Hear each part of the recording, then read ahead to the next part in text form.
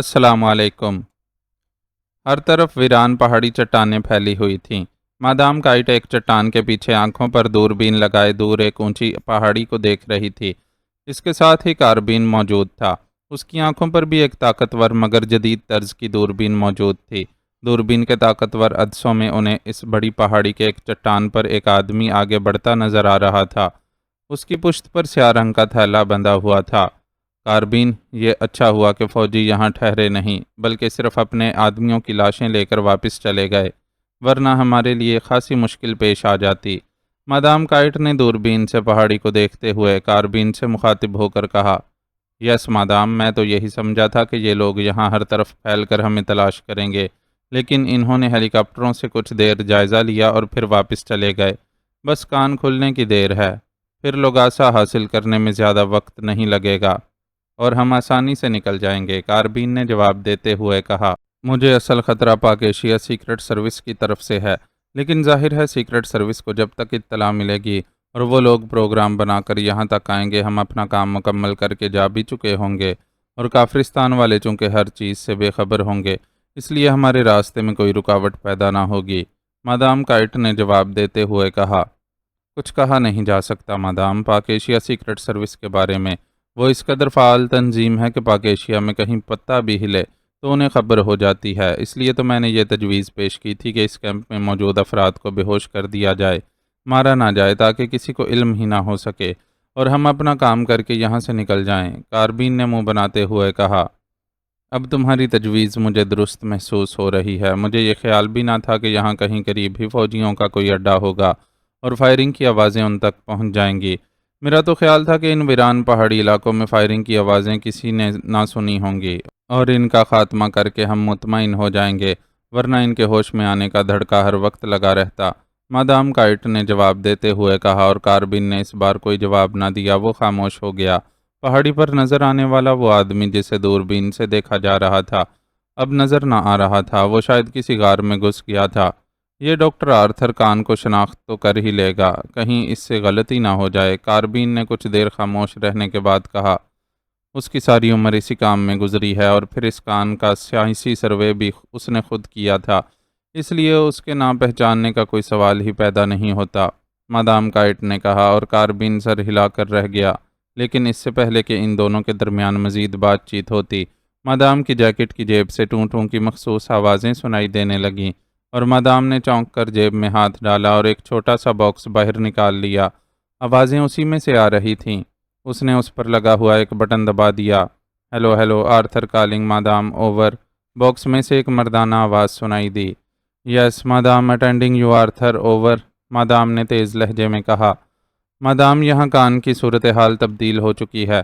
कान के पूरे इलाके के इर्द गिर्द मकनातीसी मैदान कायम कर दिया गया है, इसलिए अब इसे खोलने के लिए डायनामिट बम इस्तेमाल नहीं हो सकते, ओवर। आर्थर की आवाज़ सुनाई दी और मादाम उसकी बात सुनकर बुरी तरह चौंक पड़ी। क्या क्या कह रहे हो तुम? मैं समझी नहीं तुम्हारा मतलब, ओवर, मादाम ने इंतहाई हैरत भरे लहजे में कहा। मादाम, इन लोगों को शायद पहले से ख़तरा था कि कान को तबाह किया जा सकता है, इसलिए उन्होंने यहाँ ख़ास तौर पर कान वाले इलाके के गिर्द ऐसा मकनातीसी जोन कायम कर दिया है जिसमें हर किस्म का बम बेकार हो जाता है। इस मकनातीसी जोन का मरकज़ पहाड़ी की चोटी पर होगा और वहाँ तक पहुँचना पहाड़ी की साख्त के मुताबिक इंतहाई मुश्किल है। सिवाय हेलीकॉप्टर के ऊपर नहीं जाया जा सकता, ओवर, आर्थर ने जवाब देते हुए कहा। ओह वेरी बैड, फिर क्या होगा, ओवर, मादाम ने इंतहाई मायूस से लहजे में कहा। मादाम, पहले हमें हेलीकॉप्टर हासिल करना होगा। ये फ़ौजी यहाँ हेलीकॉप्टरों पर आते हैं, इसलिए इनका अड्डा कहीं करीब ही होगा। अगर हम वहाँ से हेलीकॉप्टर उड़ा लें तो फिर इस मकनातीसी जोन को ख़त्म किया जा सकता है और मिशन को आगे बढ़ाया जा सकता है, वरना नहीं, ओवर, आर्थर ने जवाब देते हुए कहा। ओह, ये तो इंतहाई मुश्किल काम है। फ़ौजी अड्डे की हिफाजत और निगरानी तो पहाड़ी की चोटियों पर लगाए गए आलात से की जा रही होगी। इस तरह तो हम नज़रों में आ जाएंगे और वो हमें एक लम्हे में भून डालेंगे, ओवर, मादाम ने इनकार में सर हिलाते हुए इंतहाई परेशान से लहजे में कहा। फिर मादाम, अब क्या हो सकता है? अगर मुझे मालूम होता कि यहाँ ऐसी हरकत की जा सकती है तो हम इसका तोड़ भी साथ ले आते, लेकिन अब एंटी मैग्नेट कहाँ से लाया जाए, ओवर, आर्थर ने जवाब देते हुए कहा। ओके, तुम वापस आ जाओ, अब इस बारे में सोचना पड़ेगा, ओवर एंड ऑल, مادام نے کہا اور ٹرانسمیٹر کا بٹن آف کر دیا۔ دوربین اب اس کے گلے میں لٹک رہی تھی، چہرے پر شدید پریشانی کے آثار نمایاں تھے۔ اب بتاؤ کاربین، یہ تو ہم بری طرح پھنس گئے، مادام نے کاربین سے کہا، جس کے چہرے پر بھی پریشانی کے تاثرات نمایاں تھے۔ مادام، اب اس کے سوا اور کوئی حل نہیں کہ کوئی ہیلی کاپٹر اغوا کیا جائے، لیکن یہ فوجی اڈے والی تجویز غلط ہے۔ البتہ ایک اور صورت ہو سکتی ہے، اگر قسمت ہماری مدد کرے، کاربین نے سوچنے والے انداز میں کہا۔ وہ کیا؟ مادام نے چونک کر پوچھا۔ مجھے یقین ہے کہ یہاں فائرنگ اور ان لوگوں کی ہلاکت کی خبر پاک ایشیا سیکرٹ سروس تک پہنچ گئی ہوگی، اور اس کے علاوہ ہماری یہاں آمد سے بھی پاک ایشیا سیکرٹ سروس بخوبی واقف تھی، اور اسے یہ بھی معلوم تھا کہ ہم لوگوں نے کس طرح کام کرنا ہے، لیکن شاید انہیں یہ علم نہ تھا کہ ہم اتنی جلدی یہاں پہنچ جائیں گے۔ ہو سکتا ہے ہمارے ناکام ہو جانے سے وہ یہی سمجھے ہوں کہ ہم جلدی یہاں نہ آئیں گے، اس لیے انہوں نے احتیاطاً اس کان کے گرد ایسا مقناطیسی زون قائم کر دیا کہ اس کو توڑا نہ جا سکے اور ہم بے بس ہو جائیں۔ انہیں چونکہ یہ بھی علم ہے کہ یہاں فوجی اڈہ موجود ہے، اس لیے ہم یہاں ہیلی کاپٹر پر نہیں آ سکتے، اس لیے انہوں نے اس کا مرکز پہاڑی کی چوٹی پر قائم کر دیا ہے۔ لیکن اب جب کہ انہیں اپنے آدمیوں کی ہلاکت کی خبر ملی ہوگی تو وہ انتہائی تیز رفتاری سے یہاں پہنچیں گے، اور اس کے لیے لازماً انہوں نے ہیلی کاپٹر استعمال کرنے ہیں۔ اگر واقعی ایسا ہوتا ہے تو پھر یہ چانس ہو سکتا ہے کہ ہم انہیں اس طرح گھیر لیں کہ ان کا ہیلی کاپٹر اغوا کر کے ان پر پہلے فائرنگ کر کے ان کا خاتمہ کر دیں، پھر اسی ہیلی کاپٹر سے میگنٹ زون ختم کر کے اپنا مشن آگے بڑھائیں۔ لیکن اس کے لیے ہمیں خصوصی پلاننگ کرنی ہوگی، کیونکہ وہ لوگ انتہائی تربیت یافتہ سیکرٹ ایجنٹ ہیں، پہلے کی طرح عام سے معدنیات کے ماہر نہیں ہیں کہ انہیں علم ہی نہ ہو سکا تھا اور ہم نے انہیں ہلاک کر دیا تھا، کاربین نے کہا۔ ویری گڈ کاربین، واقعی ان حالات میں تمہاری یہ تجویز انتہائی شاندار ہے۔ ہیلی کاپٹر کی مدد سے ہم انہیں ان پہاڑیوں پر آسانی سے گھیر کر مار بھی سکتے ہیں۔ ہمارے پاس ایسا اسلحہ وافر مقدار میں موجود ہے کہ وہ چٹانوں کی اوٹ اور غاروں کے اندر پناہ لے کر بھی نہ بچ سکیں گے۔ ادھر فوجی اڈے والے یہی سمجھیں گے کہ پاک ایشیا سیکرٹ سروس ہمارے خلاف کارروائی کر رہی ہے، اس لیے وہ مداخلت بھی نہ کریں گے اور ہم آسانی سے اپنا مشن مکمل کر کے انہی ہیلی کاپٹروں کے ذریعے ہی کافرستان کی سرحد میں داخل ہو کر نکل جائیں گے، مادام نے خوش ہوتے ہوئے کہا۔ وہ بعد کی بات ہے مادام، پہلے مشن تو مکمل ہو، میرے ذہن میں اس کے لیے ایک خاص پلاننگ موجود ہے۔ آئیے گروپ کو اکٹھا کریں تاکہ میں اس پلاننگ کے تحت انہیں ہدایات دے سکوں، کاربین نے اٹھ کر کھڑے ہوتے ہوئے کہا۔ ٹھیک ہے چلو، آرتھر بھی سیدھا وہیں آئے گا، مادام نے سر ہلاتے ہوئے کہا، اور پھر وہ دونوں چٹان کی اوٹ سے نکل کر ایک طرف بڑھ گئے۔ بڑا لیکن تیز رفتار ہیلی کاپٹر اس پہاڑی علاقے کی طرف بڑھا جا رہا تھا جہاں ٹبام نامی پہاڑی تھی۔ پائلٹ سیٹ پر خود عمران تھا، جبکہ اس کے ساتھ جولیا بیٹھی ہوئی تھی، اور عقب میں صفدر، کیپٹن شکیل اور تنویر موجود تھے۔ سب سے آخر میں 4 بڑے بڑے بیگ رکھے ہوئے تھے جن میں مخصوص اسلحہ تھا۔ عمران نے ملٹری ایئرپورٹ سے پرواز کرتے ہی انہیں مختصر طور پر مشن کے بارے میں بریف کر دیا تھا، اس لیے سب اس مشن کے بارے میں ہی سوچنے میں مصروف تھے۔ عمران صاحب، کیا ہم براہ راست ہیلی کاپٹر وہیں ٹبام پہاڑی کے قریب ہی جا کر اتاریں گے؟ صفدر نے اچانک عمران سے مخاطب ہو کر کہا۔ نہیں، وہ لوگ ہیلی کاپٹر دیکھتے ہی چوکنا ہو جائیں گے، اور ہو سکتا ہے کہ ان کے پاس ایسا اسلحہ ہو کہ وہ نیچے سے فائر کر کے اسے تباہ کر سکیں۔ اس لیے میری پلاننگ ہے کہ ہم ہیلی کاپٹر ٹبام پہاڑی کے عقبی طرف خاموشی سے اتار دیں گے۔ اس کے لیے میں نے ایک خاص راستہ تلاش کیا ہے، جہاں سے ہم نیچی پرواز کرتے ہوئے آگے بڑھے تو سامنے کے رخ سے ہیلی کاپٹر انہیں نظر نہ آئے گا، عمران نے سنجیدہ لہجے میں جواب دیتے ہوئے کہا۔ میں بھی یہی سوچ رہا تھا عمران صاحب، صفدر نے سر ہلاتے ہوئے کہا۔ اچھا، تو اب تم بھی سوچنے لگ گئے ہو، مبارک ہو، عمران نے مسکراتے ہوئے کہا، اور صفدر بے اختیار جھینپ سا گیا۔ تم سے زیادہ اچھا سوچتا ہے صفدر، جولیا نے منہ بناتے ہوئے کہا۔ وہ صفدر کی واقعی دل سے عزت کرتی تھی، اسی لیے اس کا چہرہ گراموفون ریکارڈ بنتا جا رہا ہے، اور یہی سوچنے کا حال رہا تو بھاری صحرے میں بھی نہ چھپ سکیں گی جھریاں، عمران نے مسکراتے ہوئے کہا، اور اس بار جولیا بھی کھلکھلا کر ہنس پڑی۔ تم نے اپنا چہرہ دیکھا ہے کبھی؟ امچور کی طرح سوکھتا جا رہا ہے۔ تنویر، جو اب تک خاموش بیٹھا تھا، یکلخت بول پڑا۔ امچور تو زیادہ پسند ہوتا ہے لیڈیز کو، تربوز کی طرف تو نظر اٹھا کر بھی نہیں دیکھتی، کیوں جولیا؟ عمران نے جولیا سے مخاطب ہو کر کہا، اور اس بار صفدر اور کیپٹن شکیل کے ساتھ ساتھ جولیا بھی ہنس پڑی۔ بس سوائے باتوں کے اور تمہیں آتا ہی کیا ہے؟ تنویر نے خفیف ہوتے ہوئے کہا۔ اگر کچھ آتا ہوتا تو میں سلیمان کی تنخواہ نہ بڑھا دیتا، کم از کم اس مونگ کی دال سے تو جان چھوٹ جاتی۔ عمران نے آتا کے لفظ کو نئے معنی پہناتے ہوئے کہا، اور اس بار تنویر بھی نہ چاہنے کے باوجود ہنس دیا۔ عمران، اس مادام کائٹ کو تم کیسے جانتے ہو؟ اچانک جولیا نے پوچھ لیا، اور پیچھے بیٹھے ہوئے صفدر اور کیپٹن شکیل دونوں کے لبوں پر ہلکی سی مسکراہٹ تیر گئی۔ تمہارے چیف نے تعارف کرایا ہے، ویسے جتنی تعریفیں اس نے کی ہیں اس سے تو یہی لگتا ہے کہ مادام کائٹ لازماً کوئی پری ہوگی، عمران نے بڑے سنجیدہ لہجے میں کہا۔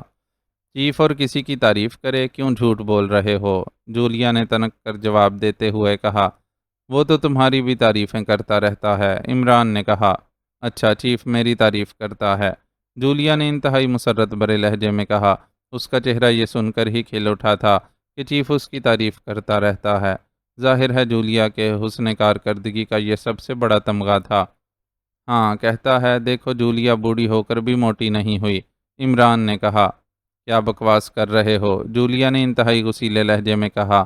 کمال ہے، تم تعریف کو بکواس کہتی ہو، لوگ تو تعریف سننے کے لیے باقاعدہ رقم خرچ کرتے ہیں، عمران نے کہا۔ لیکن پھر اس سے پہلے کہ بات مزید بڑھتی، ہیلی کاپٹر کا ٹرانسمیٹر کال دینے لگا۔ عمران نے چونک کر ہاتھ بڑھایا اور اس کا بٹن آن کر دیا۔ ہیلو ہیلو، ہیلی کاپٹر پائلٹ شناخت کراؤ، اوور۔ بولنے والے کا لہجہ انتہائی کرخت تھا، اور عمران سمجھ گیا کہ اسے اس پہاڑی میں واقع فوجی اڈے سے کال کیا جا رہا ہے۔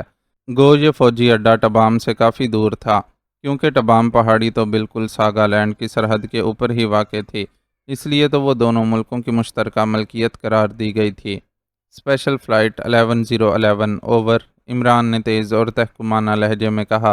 اسپیشل کوڈ بتائیں، اوور۔ اس بار دوسری طرف سے بولنے والے کا لہجہ نرم تھا۔ Special code prince of dump, over, Imran نے کہا۔ اوکے، آپ کہاں لینڈ کریں گے، اوور، دوسری طرف سے اس بار مؤدبانہ لہجے میں کہا گیا۔ ہم ٹانچی لائن پر پرواز کرتے ہوئے ٹبام کے شمالی طرف اتریں گے، اوور، عمران نے کہا۔ ٹھیک ہے، موسم بالکل صحیح ہے، اوور اینڈ آل، دوسری طرف سے کہا گیا، اور اس کے ساتھ ہی رابطہ ختم ہو گیا، اور عمران نے بھی ہاتھ بڑھا کر ٹرانسمیٹر آف کر دیا۔ ہیلی کاپٹر اب پہاڑی علاقے میں داخل ہو چکا تھا۔ عمران نے اس کی بلندی کم کرنا شروع کر دی، اور تھوڑی دیر بعد ہیلی کاپٹر پہاڑیوں کے اندر خاصی نیچی پرواز کر رہا تھا، اور عمران بڑی مہارت سے ہیلی کاپٹر کو تنگ پہاڑی سلسلے کے اندر اڑاتا ہوا آگے بڑھا جا رہا تھا، کیونکہ اس حالت میں ہیلی کاپٹر اڑانے کے لیے مکمل ذہنی ارتکاز کی ضرورت تھی، اس لیے وہ سب خاموش بیٹھے ہوئے تھے۔ ہیلی کاپٹر خاصی تیز رفتاری سے چٹانوں کے درمیان سے انتہائی نیچی پرواز کرتا ہوا آگے بڑھا جا رہا تھا۔ بعض جگہیں تو ایسی آ جاتی تھیں کہ ہیلی کاپٹر کے اوپر گھومتے ہوئے پنکھے کے پر دونوں طرف چٹانوں سے صرف چند انچوں کے فاصلے پر سے گزر جاتے تھے، لیکن عمران انتہائی مہارت سے اسے چٹانوں سے ٹکرائے بغیر اڑائے لیے جا رہا تھا۔ پھر ایک جگہ گھوم کر اس نے ہیلی کاپٹر کی رفتار آہستہ کی، اور اسے ایک بلند پہاڑی کے دامن میں ایک کھلی چٹان پر اتار دیا، اور ان سب نے اطمینان کے طویل سانس لیے، کیونکہ پہاڑی چٹانوں میں اس قدر خطرناک پرواز کی وجہ سے وہ لاشعوری طور پر اپنے سانس روکے بیٹھے تھے۔ اب یہاں سے ہمیں پیدل اور بکھر کر آگے بڑھنا ہوگا، وہ لوگ اس پہاڑی کی دوسری طرف اور سائیڈ کی سمت پر ہوں گے، عمران نے کہا، اور نیچے اتر آیا۔ صفدر، کیپٹن شکیل اور تنویر تینوں نے عقب میں پڑے ہوئے چاروں تھیلے بھی نیچے اتارے، اور اس کے ساتھ ہی انہوں نے تھیلوں کے ساتھ پڑی ہوئی مشین گنیں بھی اٹھا لی تھیں۔ ایک ایک بیگ ان چاروں نے اپنی اپنی پشت پر لاد لیے، جبکہ جولیا نے صرف مشین گن لی تھی۔ تنویر، تم ذرا اوپر جا کر چیک کرو، ہو سکتا ہے ہیلی کاپٹر انہیں نظر آ گیا ہو اور وہ چھپے ہوئے ہوں، عمران نے تنویر سے مخاطب ہو کر کہا، اور تنویر سر ہلاتا ہوا آگے بڑھا اور تیزی سے چٹانیں پھلانگتا ہوا اوپر چڑھنے لگا۔ کیپٹن شکیل اور صفدر، تم دونوں دائیں طرف سے آگے بڑھو گے، جبکہ میں اور جولیا بائیں طرف سے جائیں گے، عمران نے کہا، اور کیپٹن شکیل اور صفدر تیزی سے دائیں طرف کو بڑھ گئے، جبکہ عمران جولیا سمیت بائیں طرف کو بڑھتا گیا۔ تقریباً 2 گھنٹے کی مسلسل مشقت کے بعد وہ سب سامنے کے رخ جا کر اکٹھے ہو گئے، لیکن کہیں بھی کوئی آدمی یا اس کی جھلک انہیں نظر نہ آئی۔ سب کے چہرے پسینے سے شرابور ہو رہے تھے، اور ویران پہاڑیاں دور دور تک پھیلی ہوئی تھیں۔ کیا مطلب، یہاں کوئی آدمی بھی نہیں ہے؟ وہ کہاں جا سکتے ہیں؟ عمران نے حیرت بھرے لہجے میں ادھر ادھر دیکھتے ہوئے کہا۔ ہو سکتا ہے کہ فائرنگ کے بعد وہ فرار ہو کر دور کہیں چھپ گئے ہوں، کہ موقع ملنے پر پھر آگے آئیں۔ جولیا نے ہونٹ چباتے ہوئے کہا، لیکن دوسرے لمحے وہ سب اپنے عقب سے آتی ہوئی ایک آواز سن کر بری طرح اچھل پڑے۔ یہ ہیلی کاپٹر کی مدھم سی آواز تھی۔ اوہ، یہ تو ہمارا ہیلی کاپٹر ہے، عمران نے تیز لہجے میں کہا۔ اس کے چہرے پر شدید حیرت کے تاثرات نمایاں ہو گئے تھے۔ لیکن اسے کون چلا رہا ہے؟ سب نے حیرت سے منہ کھولتے ہوئے کہا۔ ویری بیڈ، ہمیں باقاعدہ ٹریپ کیا گیا ہے، جلدی کرو، ادھر ادھر بکھر کر چٹانوں کے پیچھے ہو جاؤ، عمران نے یکلخت چیخ کر کہا، اور پھر جولیا کا بازو پکڑے وہ تیزی سے ایک چٹان کی طرف دوڑ پڑا۔ تھوڑی دیر بعد وہ سب ادھر ادھر بکھر کر مختلف چٹانوں کی اوٹ لے چکے تھے۔ عمران کے ہونٹ بھینچے ہوئے تھے اور چہرے پر شدید ترین سنجیدگی تھی۔ اسی لمحے ٹبام پہاڑی کی دوسری طرف سے خاصی بلندی پر ان کا ہیلی کاپٹر ہوا میں اڑتا ہوا نظر آنے لگا۔ وہ مسلسل اوپر بلندی کی طرف جا رہا تھا اور پھر ان کے دیکھتے ہی دیکھتے وہ پہاڑی کی چوٹی پر پہنچ گیا۔ ہیلی کاپٹر کی بلندی اور فاصلہ اتنا تھا کہ اسے ہٹ بھی نہ کیا جا سکتا تھا۔ عمران کی تیز نظریں ہیلی کاپٹر پر جمی ہوئی تھیں۔ پہاڑی سے کچھ اوپر جا کر ہیلی کاپٹر معلق ہو گیا اور پھر اس میں سے سرخ رنگ کے 3 میزائل یکے بعد دیگرے چوٹی پر پھینکے گئے اور خوفناک دھماکوں سے پہاڑی کی چوٹی گونج اٹھی اور بڑی بڑی چٹانیں اور پتھر اوپر سے نیچے پہاڑی کے چاروں طرف بارش کی طرح برسنے لگے۔ بھاگو، یہ چٹانیں اور پتھر ہمیں پیس کر رکھ دیں گے، عمران نے چیخ کر کہا، اور پھر وہ سب جو پہاڑی کے دامن میں ہی چٹانوں کی اوٹ میں چھپے ہوئے تھے، پہاڑی خرگوشوں کی طرح اوپر سے گرتی ہوئی ان چٹانوں کی رینج سے دور بھاگنے لگے، اور پھر وہ علیحدہ علیحدہ غاروں میں گھسے ہی تھے کہ یکلخت چٹانیں ہولناک گڑگڑاہٹ کے ساتھ ان غاروں کے سامنے سے گزر کر نیچے گریں۔ چھوٹے بڑے پتھر ابھی تک بارش کے قطروں کی طرح مسلسل گر رہے تھے۔ ہیلی کاپٹر ابھی تک چوٹی کے اوپر ہی معلق تھا، پھر وہ تیزی سے نیچے آنے لگا اور عمران جو غار کے دہانے پر بیٹھا ہوا تھا نے ہاتھ میں پکڑی ہوئی مشین گن کا رخ اس کی طرف کر لیا، لیکن ہیلی کاپٹر ایک مخصوص بلندی پر آ کر رک گیا اور دوسرے لمحے ایک سرخ رنگ کا کیپسول فضا میں تیرتا ہوا ٹھیک اسی غار کے دہانے کی طرف آتا دکھائی دیا، جس غار کے دہانے پر عمران اور اس کے سب پیچھے جولیا تھی۔ عمران بجلی کی سی تیزی سے مڑا اور اس نے جولیا کو زور سے دھکا دے کر خود بھی غار کی اندرونی طرف چھلانگ لگا دی۔ دوسرے لمحے غار کے دہانے پر ایک خوفناک دھماکہ ہوا اور کئی پتھر فرش پر پڑے عمران اور جولیا کی پشت سے ٹکرائے اور انہیں یوں محسوس ہوا جیسے ان کے جسموں پر گولیوں کی بارش ہو گئی ہو۔ اس کے ساتھ ہی مزید دھماکے بھی سنائی دیتے رہے۔ عمران تیزی سے اٹھا، اسے اپنی پشت پر خون نکلنے اور زخموں کا احساس ہوا، لیکن یہ زخم انتہائی چھوٹے تھے کیونکہ پتھروں کی ریت اس کے جسم سے ٹکرائی تھی۔ کوئی بڑا زخم نہ آیا تھا۔ عمران ہونٹ بھینچے تیزی سے دوبارہ دہانے کی طرف بڑھا۔ اس نے دیکھا کہ ہیلی کاپٹر اب مڑ کر واپس ٹبام پہاڑی کے اوپر چوٹی کی طرف جا رہا تھا، اور پھر عمران کے دیکھتے ہی دیکھتے ہیلی کاپٹر رقبی طرف اتر کر اس کی نظروں سے غائب ہو گیا۔ یہ کیا ہو رہا ہے عمران ہمارے ساتھ؟ جولیا نے انتہائی پریشان سے لہجے میں کہا۔ ہمیں انتہائی خوبصورتی سے ٹریپ کیا گیا ہے، تم یہیں ٹھہرو، میں ساتھیوں کا پتہ کرتا ہوں۔ ہمیں اب فوری طور پر کوئی پلاننگ کرنا ہوگی ورنہ اس طرح تو ہم مارے جائیں گے، عمران نے مڑ کر پیچھے کھڑی جولیا سے کہا، اور پھر مشین گن ہاتھ میں لیے وہ غار کے دہانے سے جو خوفناک بم لگنے سے کافی فراخ ہو چکا تھا باہر کود گیا۔ اس کے ساتھ ہی اس نے صفدر اور تنویر کو آوازیں دینا شروع کر دیں۔ تھوڑی دیر بعد صفدر، کیپٹن شکیل اور تنویر تینوں کی طرف سے جواب مل گیا اور وہ اپنی پناہ گاہوں سے نکل کر باہر چٹانوں پر آ گئے۔ صفدر معمولی سا لنگڑا رہا تھا، شاید اس کی ٹانگ پر چوٹ آئی تھی۔ اکٹھے ہونے کے بجائے ایک ایک کر کے پھیل کر عقبی طرف چلو، خیال رکھنا یہ دوبارہ اچانک آ کر فائر کھولیں گے، یا ہو سکتا ہے کہ ان کے کچھ ساتھی زمین پر بھی چھپے ہوں، عمران نے چیخ کر کہا، اور اس کے ساتھی تیزی سے مڑے اور پھر چٹانوں کو پھلانگتے ہوئے اس کی نظروں سے غائب ہو گئے۔ آؤ جولیا، عمران نے جولیا سے مخاطب ہو کر کہا، اور جولیا بھی دہانے سے باہر آ گئی۔ پھر وہ دونوں تیزی سے دوڑتے اور ارد گرد کے علاقے کو چیک کرتے مختلف چٹانوں کی اوٹ لیتے دائیں طرف کو بڑھتے رہے، لیکن ہیلی کاپٹر پھر دوبارہ انہیں نظر نہ آیا۔ اس کے باوجود وہ مسلسل دوڑتے اور خاصا لمبا چکر کاٹ کر ٹبام پہاڑی کے عقبی طرف پہنچ گئے۔ اب انہیں دور سے ہیلی کاپٹر ایک چٹان پر کھڑا صاف دکھائی دے رہا تھا۔ میرے خیال میں یہ لوگ ادھر ادھر چھپے ہوئے ہوں گے تاکہ ہم جیسے ہی ہیلی کاپٹر کے قریب پہنچے یہ ہمیں بھون ڈالیں، ایک چٹان کی اوٹ میں رک کر ہانپتے ہوئے جولیا نے کہا۔ تمہارا خیال درست ہے، لیکن جس انداز کی انہوں نے پلاننگ کی ہے اس سے ظاہر ہوتا ہے کہ یہ لوگ ذہنی طور پر انتہائی تیز ہیں۔ ہو سکتا ہے ان کا مقصد یہی ہو کہ ہم اس چکر میں ہیلی کاپٹر کے قریب نہ جائیں اور یہی چھپے ہوئے انہیں چیک کرتے رہیں اور یہ اس دوران کوئی خاص مشن مکمل کر لیں۔ ہمیں بہرحال محتاط رہنا ہوگا، عمران نے کہا اور غور سے ماحول کا جائزہ لیتا رہا۔ پھر کچھ دیر بعد اسے دور سے تنویر چٹانوں کی اوٹ لیتا ہوا ہیلی کاپٹر کی طرف بڑھتا دکھائی دیا اور وہ اسے دیکھ کر چونک پڑا۔ یہ تنویر لگ رہا ہے، اسی لمحے جولیا نے بھی اسے پہچانتے ہوئے کہا، اور عمران نے صرف اس بات میں سر ہلانے پر ہی اکتفا کیا۔ تنویر انتہائی احتیاط برے انداز میں ہیلی کاپٹر کی طرف بڑھ رہا تھا، لیکن صفدر اور کیپٹن شکیل سامنے نہ آئے تھے۔ اس سے عمران ان کی سکیم سمجھ گیا تھا کہ وہ اسے کور دے رہے ہوں گے۔ ابھی تنویر ہیلی کاپٹر کے قریب نہ پہنچا تھا کہ پہاڑی کی اس طرف سے جدھر عمران اور اس کے ساتھیوں پر فائرنگ کی گئی تھی ایک خوفناک دھماکہ ہوا، اور پھر خوفناک دھماکوں کا ایک طویل سلسلہ سا چل پڑا۔ یوں لگ رہا تھا جیسے ان دھماکوں سے پوری پہاڑی کو ہی اڑایا جانا مقصود ہو۔ یہ کیا ہو رہا ہے؟ جولیا نے دھماکے کی آواز سنتے ہی بری طرح چیختے ہوئے کہا، میرا خیال درست نکلا، یہ لوگ واقعی انتہائی شاطر ثابت ہو رہے ہیں۔ آؤ، عمران نے ہونٹ بھینچتے ہوئے کہا، اور پھر چٹان کی اوٹ سے نکل کر انتہائی تیز رفتاری سے ہیلی کاپٹر کی طرف دوڑنے لگا۔ ادھر تنویر بھی ہیلی کاپٹر تک پہنچ گیا تھا اور ابھی تک اس پر فائرنگ بھی نہ کی گئی تھی۔ ادھر عمران اور جولیا کو اس طرح دوڑ کر ہیلی کاپٹر کی طرف آتے دیکھ کر چٹانوں کی اوٹ میں چھپے ہوئے کیپٹن شکیل اور صفدر بھی سامنے آ گئے تھے، اور تھوڑی دیر بعد وہ سب ہیلی کاپٹر کے قریب پہنچ گئے۔ ہیلی کاپٹر خالی کھڑا ہوا تھا۔ یہ دھماکے کیسے ہو رہے ہیں عمران صاحب، اور یہ لوگ ہیلی کاپٹر کو کیوں خالی چھوڑ گئے ہیں؟ صفدر نے حیرت بھرے لہجے میں کہا، خوبصورت پلاننگ کی ہے انہوں نے۔ پہلے انہوں نے ہم پر فائر کیا اور پھر ہیلی کاپٹر یہاں اتار دیا۔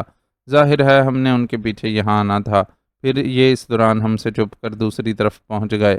میں نے کان کو زبردستی کھولنے سے بچانے کے لیے اس کے گرد مقناطیسی زون قائم کرا دیا تھا، جس کا مرکز پہاڑی کی چوٹی پر رکھا گیا تھا تاکہ سوائے ہیلی کاپٹر کے اور کوئی اوپر پہنچ نہ سکے۔ انہوں نے ہمارا ہیلی کاپٹر اور چوٹی پر بم مار کر یہ مرکز ختم کر دیا۔ اب ہم ادھر آئے ہیں تو یہ ڈائنامائٹ بموں سے کان کھول رہے ہیں، اور سب سے آخری بات یہ کہ ہم جیسے ہی اس ہیلی کاپٹر میں سوار ہوں گے، یہ ریموٹ کنٹرول بم کی مدد سے ہیلی کاپٹر کو اڑا دیں گے۔ اس طرح ان کی پلاننگ کامیاب اور ہم اپنی حماقتوں سمیت ختم۔ عمران نے اس طرح مسکراتے ہوئے کہا جیسے یہ پلاننگ مخالفوں کی بجائے اس کی اپنی ہو۔ تم تو ایسے بات کر رہے ہو جیسے یہ پلاننگ تمہاری فیور میں ہو۔ تنویر سے نہ رہا جا سکا تو اس نے بات کر ہی دی۔ بڑے عرصے بعد اچھی پلاننگ کرنے والا کوئی آدمی ٹکرایا ہے تنویر۔ بہرحال اب اس ہیلی کاپٹر کو پوری طرح چیک کرنا پڑے گا، عمران نے کہا، اور اپنی پشت پر لدے ہوئے بیگ کو اس نے اتار کر نیچے رکھا، اور پھر اسے کھول کر اس کے اندر ایک خفیہ خانے سے اس نے انتہائی جدید ترین ساخت کا ایک گائیکر نکالا اور اسے صفدر کی طرف بڑھا دیا۔ اسے چیک کرو صفدر، اندر سے بھی اور باہر سے بھی، خاص طور پر نیچے سے، عمران نے کہا، اور صفدر گائیکر لے کر ہیلی کاپٹر کی طرف بڑھ گیا۔ دھماکے اب بند ہو گئے تھے، صرف ان کی بازگشت پہاڑیوں میں گونجتی سنائی دے رہی تھی۔ یہ کان کھول بھی لیں تب بھی یہ لوگاسا کیسے نکال سکیں گے؟ جولیا نے پوچھا۔ کان کھل جائے تو سب کچھ سمجھ میں آنے لگتا ہے، عمران نے مسکراتے ہوئے کہا، اور جولیا نہ چاہنے کے باوجود بھی مسکرا دی، کیونکہ عمران نے کان کھولنے کو محاورے کی طرف لے جا کر بات کر دی تھی۔ ویسے عمران صاحب، مس جولیا کی بات قابل غور ہے۔ کان سے کوئی بھی پتھر نکالنا خاصا پیچیدہ سائنسی مسئلہ ہے۔ ان جواہرات کی تو پتھروں کے اندر رگیں چلتی ہیں، جنہیں بڑے ماہرانہ انداز اور انتہائی پیچیدہ مشینری سے ہی کھود کر باہر نکالا جاتا ہے۔ اس بار کیپٹن شکیل نے بات کرتے ہوئے کہا، میرا خیال ہے کہ اس قدر شاطرانہ ذہن رکھنے والے افراد نے اس کا بھی کوئی نہ کوئی حل سوچ رکھا ہوگا۔ لوگاسا نکال بھی لیں تب بھی یہ اسے یہاں سے نکال کر لے جانے پر تو مجبور ہوں گے، اور یہی مسئلہ ان کے لیے سب سے مشکل ہوگا، عمران نے سنجیدہ لہجے میں کہا۔ اسی لمحے صفدر ہیلی کاپٹر کی طرف سے واپس آ گیا۔ عمران صاحب، حیرت انگیز رزلٹ ہے، پورا ہیلی کاپٹر صاف ہے، گائیکر کہیں بولا تک نہیں، حالانکہ میں نے اس کے پائیدانوں سے لے کر اس کے اوپر پنکھے تک سب جگہیں اچھی طرح چیک کر لی ہیں، صفدر نے حیرت بھرے لہجے میں کہا۔ ان لوگوں نے واقعی مجھے بھی حیران کر دیا ہے، اس کا مطلب ہے کہ یہ ذہنی طور پر خاصے ایڈوانس واقع ہوئے ہیں۔ آؤ پھر، عمران نے ہونٹ بھینچتے ہوئے کہا، اور ہیلی کاپٹر کی طرف مڑ گیا۔ ہیلی کاپٹر میں بیٹھنے کے بعد اس نے صفدر سے گائیکر لے کر سیٹوں اور حتیٰ کہ مشینری تک کو بھی چیک کیا، لیکن واقعی کہیں بھی گائیکر نے ٹون نہ دی تھی۔ اب تو عمران کے چہرے پر بھی حیرت کے تاثرات نمایاں ہو گئے تھے۔ بہرحال اس نے ہیلی کاپٹر سٹارٹ کیا اور دوسرے لمحے ہیلی کاپٹر فضا میں اٹھتا چلا گیا۔ عمران اسے پہاڑی کی چوٹی کی طرف لے جا رہا تھا تاکہ انتہائی بلندی پر پہنچ کر وہ ان لوگوں کے سامنے آئے، ورنہ اسے کسی میزائل سے بھی نیچے سے ہٹ کر سکتے تھے۔ عمران کا ذہن مسلسل سوچنے میں مصروف تھا کہ آخر انہوں نے ہیلی کاپٹر کو اس طرح درست حالت میں کیوں چھوڑ دیا ہے۔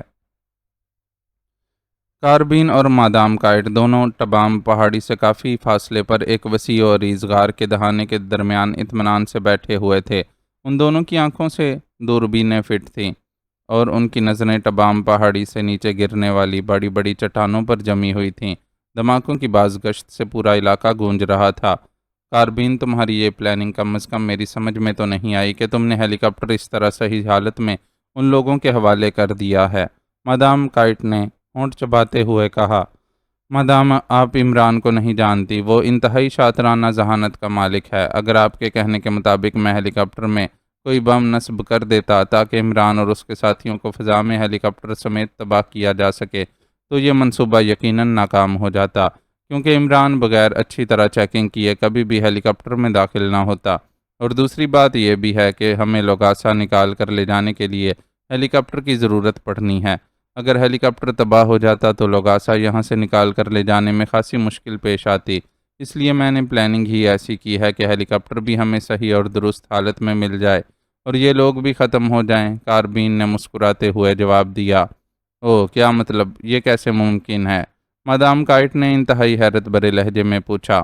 ابھی آپ کے سامنے اس کا عملی مظاہرہ ہو جائے گا، ہیلی کاپٹر کو سامنے تو آنے دیں، کاربین نے مسکراتے ہوئے کہا، اور مادام کائٹ خاموش ہو گئی۔ تھوڑی دیر بعد وہ دونوں ہی چونک پڑے، کیونکہ اب انہیں ہیلی کاپٹر ٹبام پہاڑی کی چوٹی پر منڈلاتا ہوا نظر آ رہا تھا۔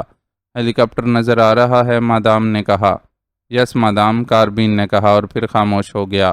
اس کی نظریں ہیلی کاپٹر پر ہی جمی ہوئی تھیں۔ چند لمحوں بعد اس نے اپنے ساتھ رکھے ہوئے چھوٹے سے باکس کو اٹھایا اور اس پر لگے ہوئے ایک بٹن کو دبا کر اسے منہ کے قریب لے آیا۔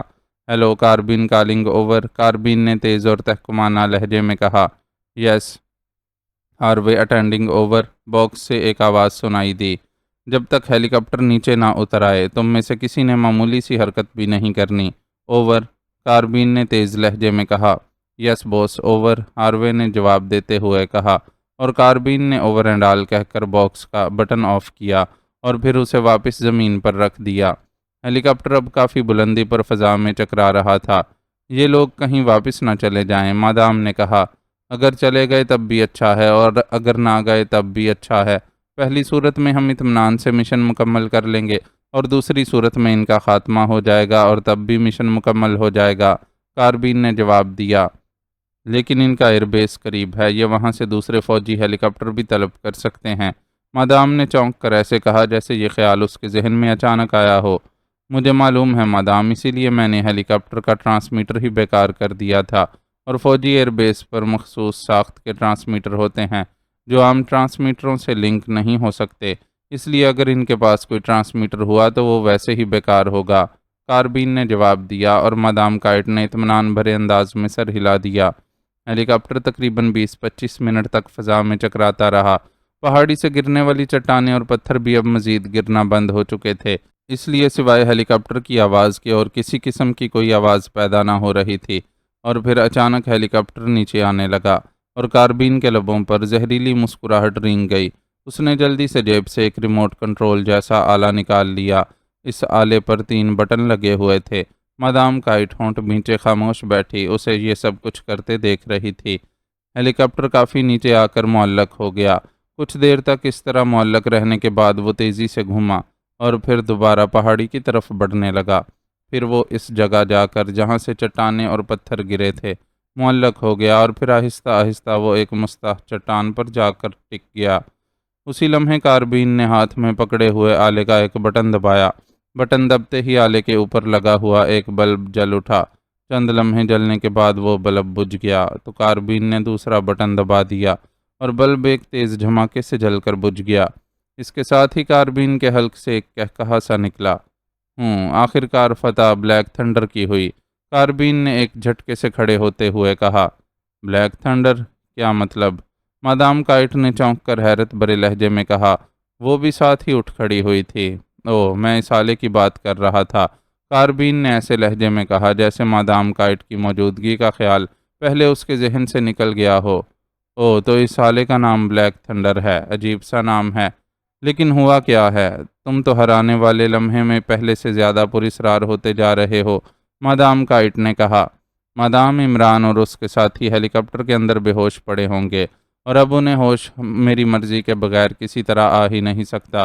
اس طرح ہیلی کاپٹر بھی بچ گیا اور یہ لوگ بھی اکٹھے قابو میں آ گئے، ورنہ یہ پہاڑیوں میں بکھرے ہوئے تھے، اس لیے ان کا علیحدہ علیحدہ خاتمہ نہ صرف مشکل ہو جاتا بلکہ اس میں کافی وقت بھی لگ جاتا۔ اب ہم آسانی سے اوپر جا سکتے ہیں اور لوگاسا حاصل کر کے یہاں سے اسی ہیلی کاپٹر کے ذریعے نکل سکتے ہیں۔ اب ہمیں کافرستان کی طرف جانے کی بھی ضرورت نہیں رہی، کاربین نے غار سے باہر نکلتے ہوئے کہا۔ لیکن ہیلی کاپٹر تو چیک ہو جائے گا، مادام کائٹ نے ہونٹ چباتے ہوئے کہا۔ اس کا انداز ایسا تھا جیسے اسے کسی بات کی سمجھ ہی نہ آ رہی ہو۔ مادام میں چاہتا تو عمران اور اس کے ساتھیوں کا خاتمہ بھی کر سکتا تھا، لیکن میں نے انہیں جان بوجھ کر زندہ رکھا ہے۔ عمران اور اس کے چار ساتھیوں کے میک اپ اور لباس میں ہم آسانی سے اس ہیلی کاپٹر کے ذریعے پاک ایشیا کے کسی بھی آباد حصے میں اتر سکتے ہیں اور پھر وہاں سے لوگاسا کو تسمانیہ کے سفارت خانے تک پہنچانا اور خود بھی نکل جانا مشکل کام نہ ہوگا۔ ان کا خاتمہ وہاں بھی ہو سکتا ہے، لیکن راستے میں یہ ہمارے کام آ سکتے ہیں، اس لیے ان کی زندگی کی مجھے ضرورت ہے، کاربین نے آگے بڑھتے ہوئے کہا، اور پھر اس نے ہاتھ میں پکڑے ہوئے باکس کا بٹن دبایا۔ ہیلو کاربین کالنگ اوور، کاربین نے تحکمانہ لہجے میں کہا۔ یس ہاروے اٹینڈنگ باس اوور، ہاروے کی آواز سنائی دی۔ سب کو لے کر باہر آ جاؤ تاکہ ہم اپنا کام آگے بڑھا سکیں، اب خطرہ ٹل چکا ہے، اوور اینڈ آل، کاربین نے کہا اور بٹن آف کر کے باکس کو جیب میں ڈال لیا۔ ریموٹ کنٹرول آلہ وہ پہلے ہی جیب میں ڈال چکا تھا۔ تھوڑی دیر بعد دور سے 8 افراد پہاڑی چٹانوں پر چلتے ہوئے ان کی طرف آنے لگے، ان سب کی کمروں پر تھیلے لدے ہوئے تھے۔ اب آپ ڈاکٹر آرتھر کی مدد سے کان کے اندر گیس فائر کرا کر آسانی سے لوگاسا اکٹھی کر سکتی ہیں، کاربین نے مادام کائٹ سے مخاطب ہو کر کہا، اور مادام نے اس بات میں سر ہلا دیا۔ تھوڑی دیر بعد وہ سب ان کے پاس پہنچ گئے۔ ڈاکٹر آرتھر کان کھل چکی ہے اور مخالف بے ہوش ہو چکے ہیں، اب تم اپنی کارروائی شروع کرو، مادام کائٹ نے ایک آدمی سے مخاطب ہو کر کہا۔ یس مادام، اس آدمی نے سر ہلاتے ہوئے کہا اور تیزی سے پہاڑی کی طرف بڑھنے لگا۔ ڈاکٹر آرتھر، یہ آدمی تمہاری مدد کے لیے حاضر ہیں، اب تم نے انہیں حکم کرنا ہے، کاربین نے ڈاکٹر آرتھر سے مخاطب ہو کر کہا۔ او نہیں، یہ گیس بڑی زہریلی ہے اور اس کے اثرات 2 گھنٹے تک رہتے ہیں، اس لیے 2 گھنٹے تک تو کان کے قریب نہیں رہا جا سکتا، اور انہی 2 گھنٹوں کے اندر ہی کان کے اندر موجود لوگاسا باہر آ جائے گا، ڈاکٹر آرتھر نے سر ہلاتے ہوئے کہا۔ او پھر تو ہیلی کاپٹر میں بے ہوش پڑے ہوئے عمران اور اس کے ساتھی بھی ہلاک ہو جائیں گے، کاربین نے چونک کر کہا، اور پھر وہ اپنے ایک ساتھی سے مخاطب ہوا۔ ہاروے، تم ڈاکٹر آرتھر کے ساتھ جاؤ اور جب ڈاکٹر آرتھر گیس فائر کریں تم واپسی میں انہیں بھی ساتھ بٹھا کر ہیلی کاپٹر کو وہاں سے نیچے اتار آنا، لیکن ہیلی کاپٹر میں جو لوگ پڑے ہوں انہیں بھی ساتھ ہی لانا ہے، کاربین نے کہا۔ یس باس، ٹھوس جسم کے مالک ہاروے نے اس بات میں سر ہلاتے ہوئے کہا۔ میرے پاس اسپیشل گیس ماسک ہے، یہ گیس اس قدر زود اثر ہے کہ فائر ہونے کے بعد اس نے 1 سیکنڈ کی بھی مہلت نہیں دینی، اس لیے ہاروے پہلے یہ ہیلی کاپٹر لے کر واپس آ جائے، پھر میں گیس فائر کروں گا، ڈاکٹر آرتھر نے کہا۔ اوکے ٹھیک ہے، جاؤ ہاروے، کاربین نے کہا، اور ہاروے اور ڈاکٹر آرتھر دونوں تبام پہاڑی کی طرف چل پڑے۔ مادام کائٹ اور کاربین باقی ساتھیوں کے ساتھ وہیں کھڑے انہیں جاتے دیکھتے رہے۔ تقریباً 1 گھنٹے تک مسلسل پہاڑی پر چڑھنے کے بعد وہ دونوں کان تک پہنچ گئے تھے، کیونکہ مادام کائٹ اور کاربین نے ہاروے کو ہیلی کاپٹر کی طرف بڑھتے ہوئے دیکھا تھا، جبکہ ڈاکٹر آرتھر وہیں رک گیا تھا، البتہ اس نے پشت پر لدا ہوا تھیلا اتار کر نیچے رکھ لیا تھا۔ کاربین اور مادام کائٹ دوربین کی مدد سے ان کی ساری حرکات دیکھ رہے تھے۔ ہاروے اب ہیلی کاپٹر میں سوار ہو چکا تھا، لیکن ہیلی کاپٹر کا پنکھا اسی طرح ساکت تھا۔ یہ کیا کر رہا ہے اندر؟ کاربین نے حیرت بھرے انداز میں کہا۔ پنکھا حرکت میں آ گیا ہے، مادام کائٹ نے اچانک مسرت بھرے لہجے میں کہا، اور کاربین نے سر ہلا دیا۔ چند لمحوں بعد ہیلی کاپٹر فضا میں بلند ہوا اور پھر تیزی سے اس طرف کو آنے لگا جدھر یہ سب کھڑے تھے، جبکہ ہیلی کاپٹر کے فضا میں بلند ہوتے ہی خاموش کھڑا ڈاکٹر آرتھر حرکت میں آ گیا تھا، لیکن وہ تھیلا اٹھائے ایک چٹان کے پیچھے جا کر ان کی نظروں سے غائب ہو چکا تھا، اس لیے اب وہ دونوں ہیلی کاپٹر کو ہی دیکھ رہے تھے۔ ہیلی کاپٹر ان سے تھوڑے فاصلے پر پہنچ کر زمین پر اتر آیا، اور پھر ہاروے اچھل کر نیچے اترا اور کاربین کی طرف آ گیا۔ ہاروے، ہیلی کاپٹر میں بے ہوش پڑے ہوئے افراد کو اٹھا کر بڑی غار میں ڈال دو، ڈاکٹر آرتھر بخیریت آ جائے۔ پھر ان کا کچھ کرتے ہیں۔ کاربین نے دوربین آنکھوں سے ہٹا کر ہاروے سے کہا، اور ہاروے نے اپنے ساتھیوں کو اشارہ کیا اور وہ سب ہیلی کاپٹر کی طرف بڑھ گئے، جبکہ کاربین دوبارہ دوربین آنکھوں سے لگا کر پہاڑی کی طرف متوجہ ہو گیا۔ چند لمحوں بعد انہوں نے ڈاکٹر آرتھر کو ایک پہاڑی چٹان سے نکل کر نیچے اترتے دیکھا۔ اس کے چہرے پر گیس ماسک چڑھا ہوا تھا۔ وہ چٹانیں پھلانگتا ہوا تیزی سے نیچے آ رہا تھا۔ کافی نیچے آ کر اس نے گیس ماسک ہٹایا اور اسے ہاتھ میں لیے وہ دوڑتا ہوا مادام کائٹ اور کاربین کی طرف آنے لگا۔ اس کے چہرے پر کامیابی اور مسرت کے آثار نمایاں تھے۔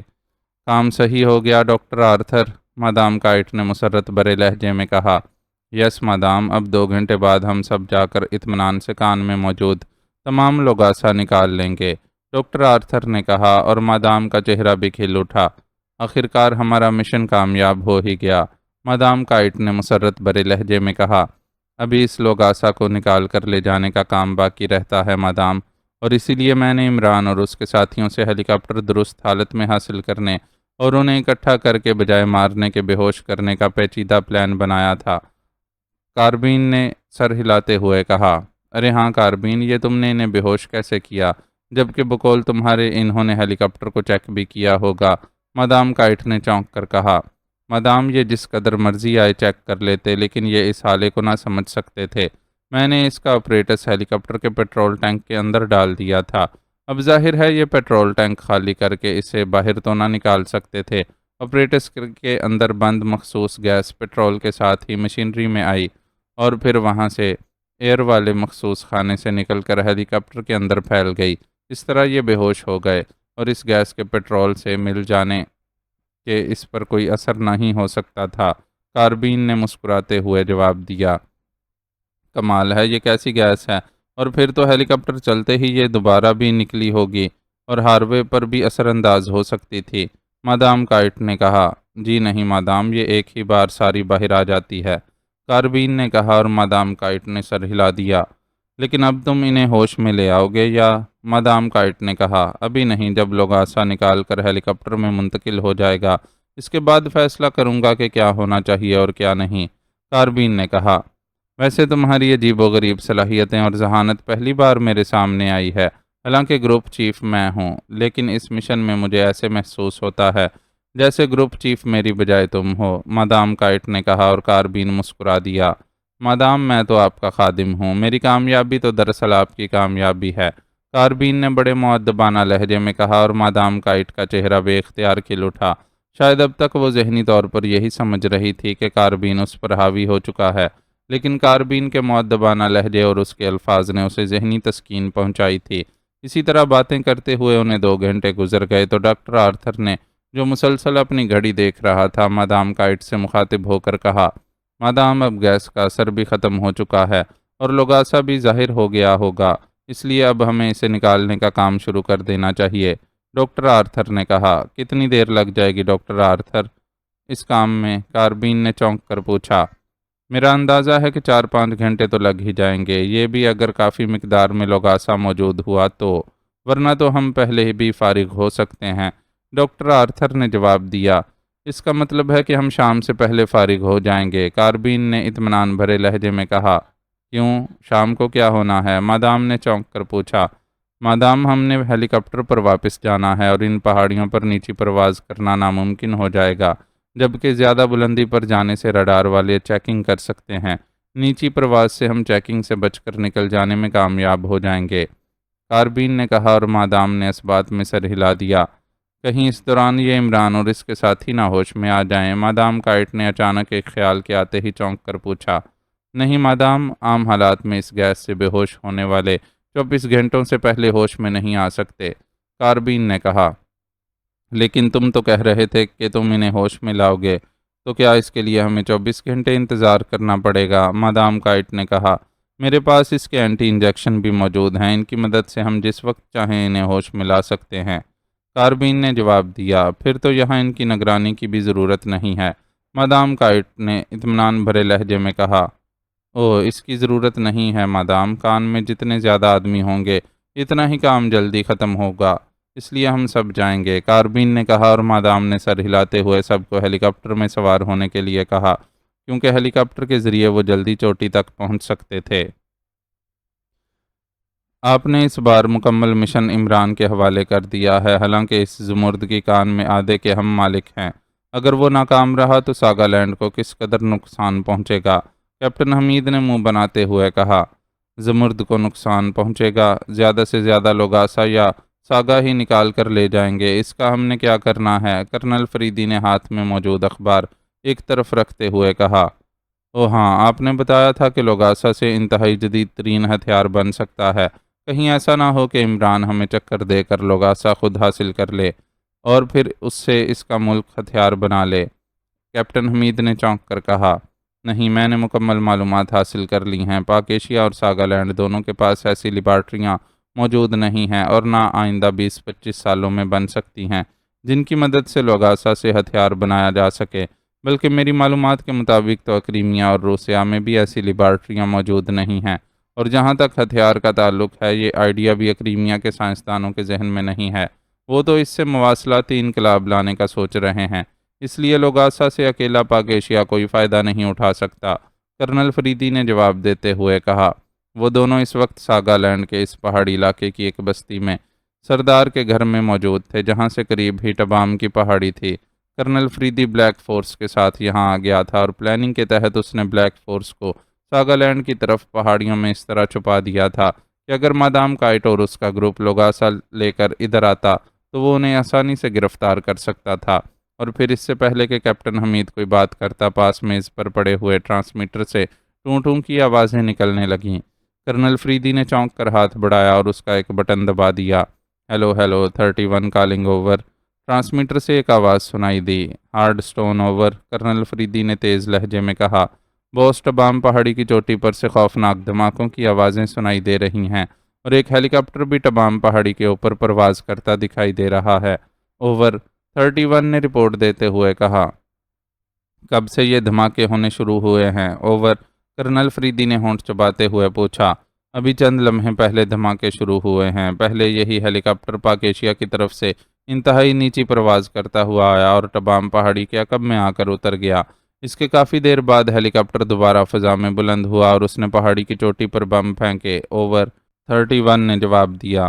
ایک ہی ہیلی کاپٹر ہے یا زیادہ ہیں؟ اوور۔ کرنل فریدی نے پوچھا۔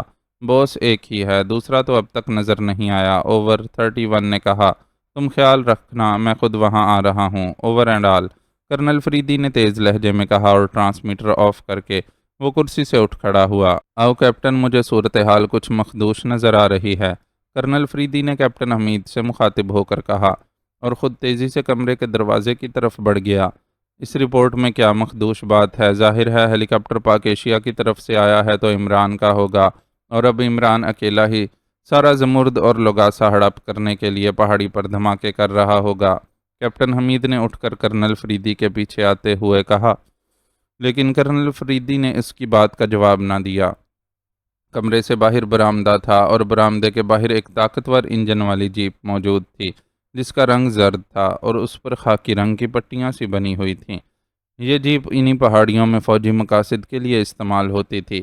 اس کے مخصوص رنگ کی وجہ سے اگر یہ ساکت ہوتی تو بلندی سے کسی چٹان کا ہی حصہ نظر آتی تھی، اس لیے اسے مارک نہ کیا جا سکتا تھا۔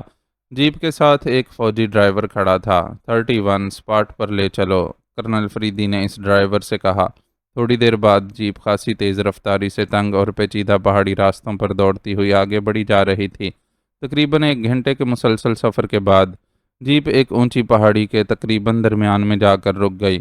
وہاں ایک بڑی غار میں سے 2 نوجوان جنہوں نے فوجی وردی پہن رکھی تھی باہر نکل آئے۔ ابھی کرنل فریدی اور کیپٹن حمید جیپ سے اترے ہی تھے کہ یکلخت دور سے انتہائی خوفناک دھماکوں کی آوازیں سنائی دینے لگیں۔ جناب، ابھی وہی ہیلی کاپٹر ایک بار پھر ٹبام پہاڑی کے عقب سے اڑ کر چوٹی سے ہوتا ہوا دوسری طرف گیا ہے، اور اب یہ دھماکے بھی پہاڑی کی دوسری طرف ہو رہے ہیں، ایک نوجوان نے کرنل فریدی سے مخاطب ہو کر کہا۔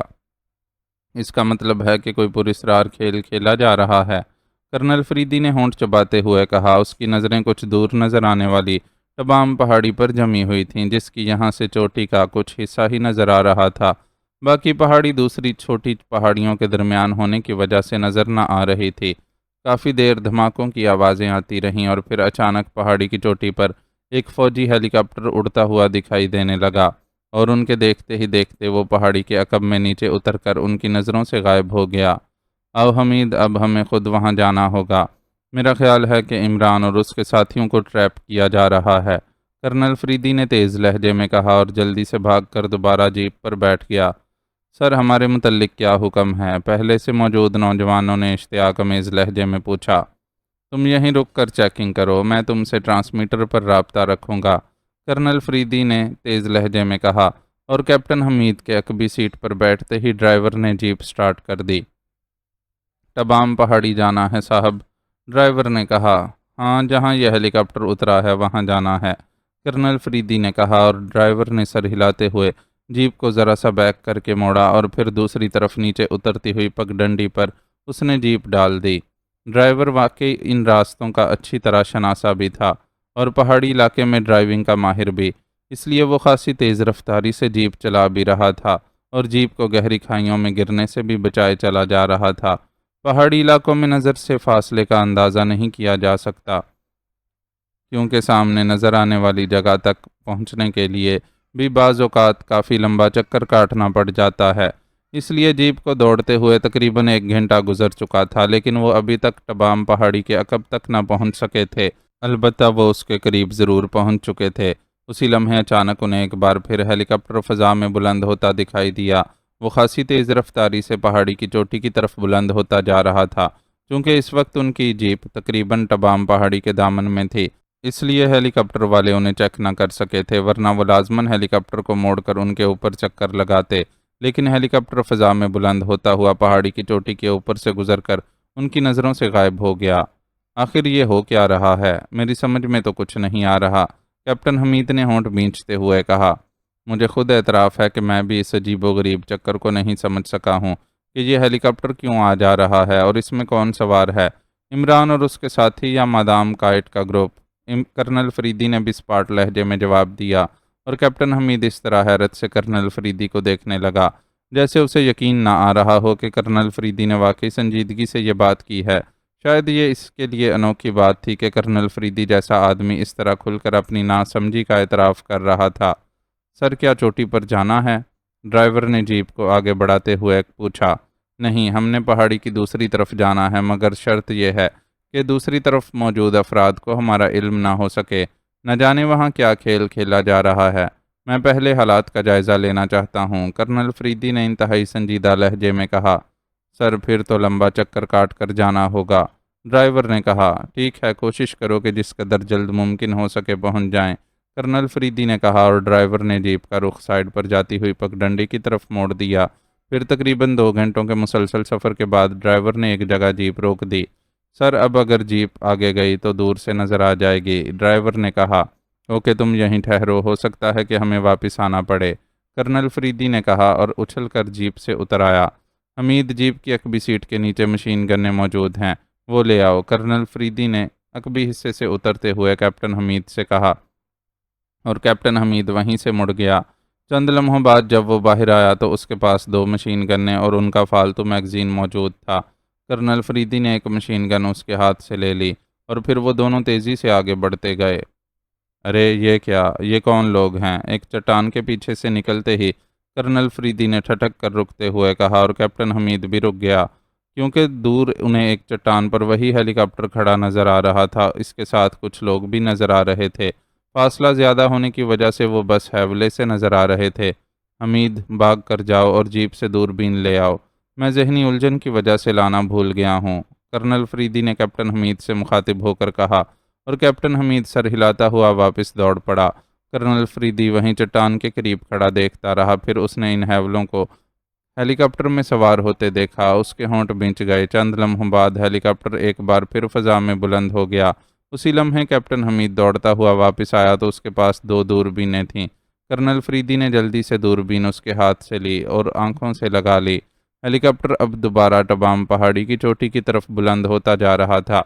کرنل فریدی نے دوربین سے ہیلی کاپٹر کے اندر بیٹھے ہوئے افراد کو شناخت کرنے کی کوشش کی، لیکن زاویہ ایسا تھا کہ اسے اندر موجود افراد نظر ہی نہ آ رہے تھے۔ ہیلی کاپٹر پہاڑی کی چوٹی پر جانے کے بجائے درمیان میں ہی پہاڑی کے اوپر ایک بڑی چٹان کے عقب میں اتر گیا، لیکن وہ کرنل فریدی کو وہاں سے صاف دکھائی دے رہا تھا۔ چند لمحوں بعد ہیلی کاپٹر سے ایک عورت اور 10 کے قریب ایکریمین نیچے اترے۔ اب کرنل فریدی دوربین کی مدد سے انہیں صاف دیکھ رہا تھا۔ یہ تو ایکریمین ہیں، جبکہ ہیلی کاپٹر پاک ایشیائی ہے، کیپٹن حمید نے کہا۔ وہ بھی دوربین آنکھوں سے لگائے کھڑا تھا۔ ہاں، میں نے دیکھ لیا ہے۔ اس کا مطلب ہے کہ عمران اور اس کے ساتھی یا تو ختم کر دیے گئے ہیں یا پھر انہیں بے ہوش کر کے کہیں ڈال دیا گیا ہے، کرنل فریدی نے سپاٹ لہجے میں کہا۔ یہ نتیجہ آپ نے کیسے نکال لیا؟ کیپٹن حمید نے کہا۔ اب کچھ یہ پراسرار کھیل میری سمجھ میں آنے لگا ہے۔ جس جگہ یہ ہیلی کاپٹر اترا ہے، زمرد کی کان بھی وہیں ہے، اور وہاں بکھری اور ٹوٹی ہوئی چٹانیں بتا رہی ہیں کہ بند کان کو بموں کے دھماکوں سے کھولا گیا ہے، اور یہ مادام کائٹ اور اس کا گروپ ہے جو اب کان کے اندر سے لوگاسا نکالنے گیا ہے، کرنل فریدی نے کہا۔ لیکن کیا اس طرح انہیں خالی ہاتھ لوگاسا مل جائے گا؟ معدنیات تو باقاعدہ مشینی عمل سے کھود کر پہاڑ کی رگوں سے نکالنی پڑتی ہیں، کیپٹن حمید نے کہا۔ ہو سکتا ہے انہوں نے کوئی سائنسی چکر چلا دیا ہو۔ عمران کے بقول بلیک تھنڈر سائنس میں بے پناہ ایڈوانس ہے، کرنل فریدی نے کہا اور دوربین آنکھوں سے ہٹا لی، کیونکہ ہیلی کاپٹر تو موجود تھا لیکن اس سے اترنے والا گروپ اب ان کی نظروں سے غائب ہو چکا تھا۔ اب کیا کرنا ہے؟ کیا ہم ان کے پیچھے چوٹی پر جائیں؟ کیپٹن حمید نے کہا۔ نہیں، ہو سکتا ہے ان کا کوئی آدمی نگرانی کر رہا ہو اور ہم نیچے ہونے کی وجہ سے آسانی سے ان کی گنوں کا شکار بن جائیں گے۔ ہمیں پہلے عمران اور اس کے ساتھیوں کو تلاش کرنا ہوگا، کرنل فریدی نے آگے بڑھتے ہوئے کہا۔ لیکن اگر وہ لوگاسا نکال کر اس ہیلی کاپٹر میں سوار ہو کر نکل گئے تو؟ کیپٹن حمید نے کہا۔ ہیلی کاپٹر ہی ہے، کوئی خلائی جہاز تو نہیں کہ سیکنڈوں منٹوں میں پاک ایشیا یا ساگا لینڈ کراس کر جائے گا۔ اگر یہ ساگا لینڈ کی طرف سے گئے تو آسانی سے ہٹ کر لیے جائیں گے، اور اگر پاک ایشیا کی طرف سے گئے تو بھی انہیں کور کیا جا سکتا ہے، لیکن عمران کو تلاش کرنا ضروری ہے، کرنل فریدی نے کہا۔ اب وہ چلنے کے بجائے دوڑنے لگا تھا۔ تقریباً آدھے گھنٹے تک چٹانوں کی اوٹ لے کر مسلسل دوڑتے ہوئے وہ دونوں اس جگہ پہنچ گئے جہاں پرواز سے پہلے ہیلی کاپٹر اور یہ گروپ موجود تھا۔ چٹان پر ہیلی کاپٹر کے پائیدانوں کے نشانات بھی موجود تھے، اور ان لوگوں کے قدموں کے نشانات بھی چٹانوں پر پڑی مٹی کی وجہ سے صاف نظر آ رہے تھے۔ اوہ، یہ پہلے ادھر ہی گئے ہیں، کرنل فریدی نے ایک طرف جاتے ہوئے قدموں کے نشانات دیکھتے ہوئے کہا، اور پھر وہ دونوں قدموں کے نشانات چیک کرتے ہوئے آگے بڑھتے گئے۔ پھر جیسے ہی وہ ایک چٹان کے پیچھے سے گھوم کر آگے بڑھے، وہ دونوں ہی بے اختیار چونک کر رک گئے۔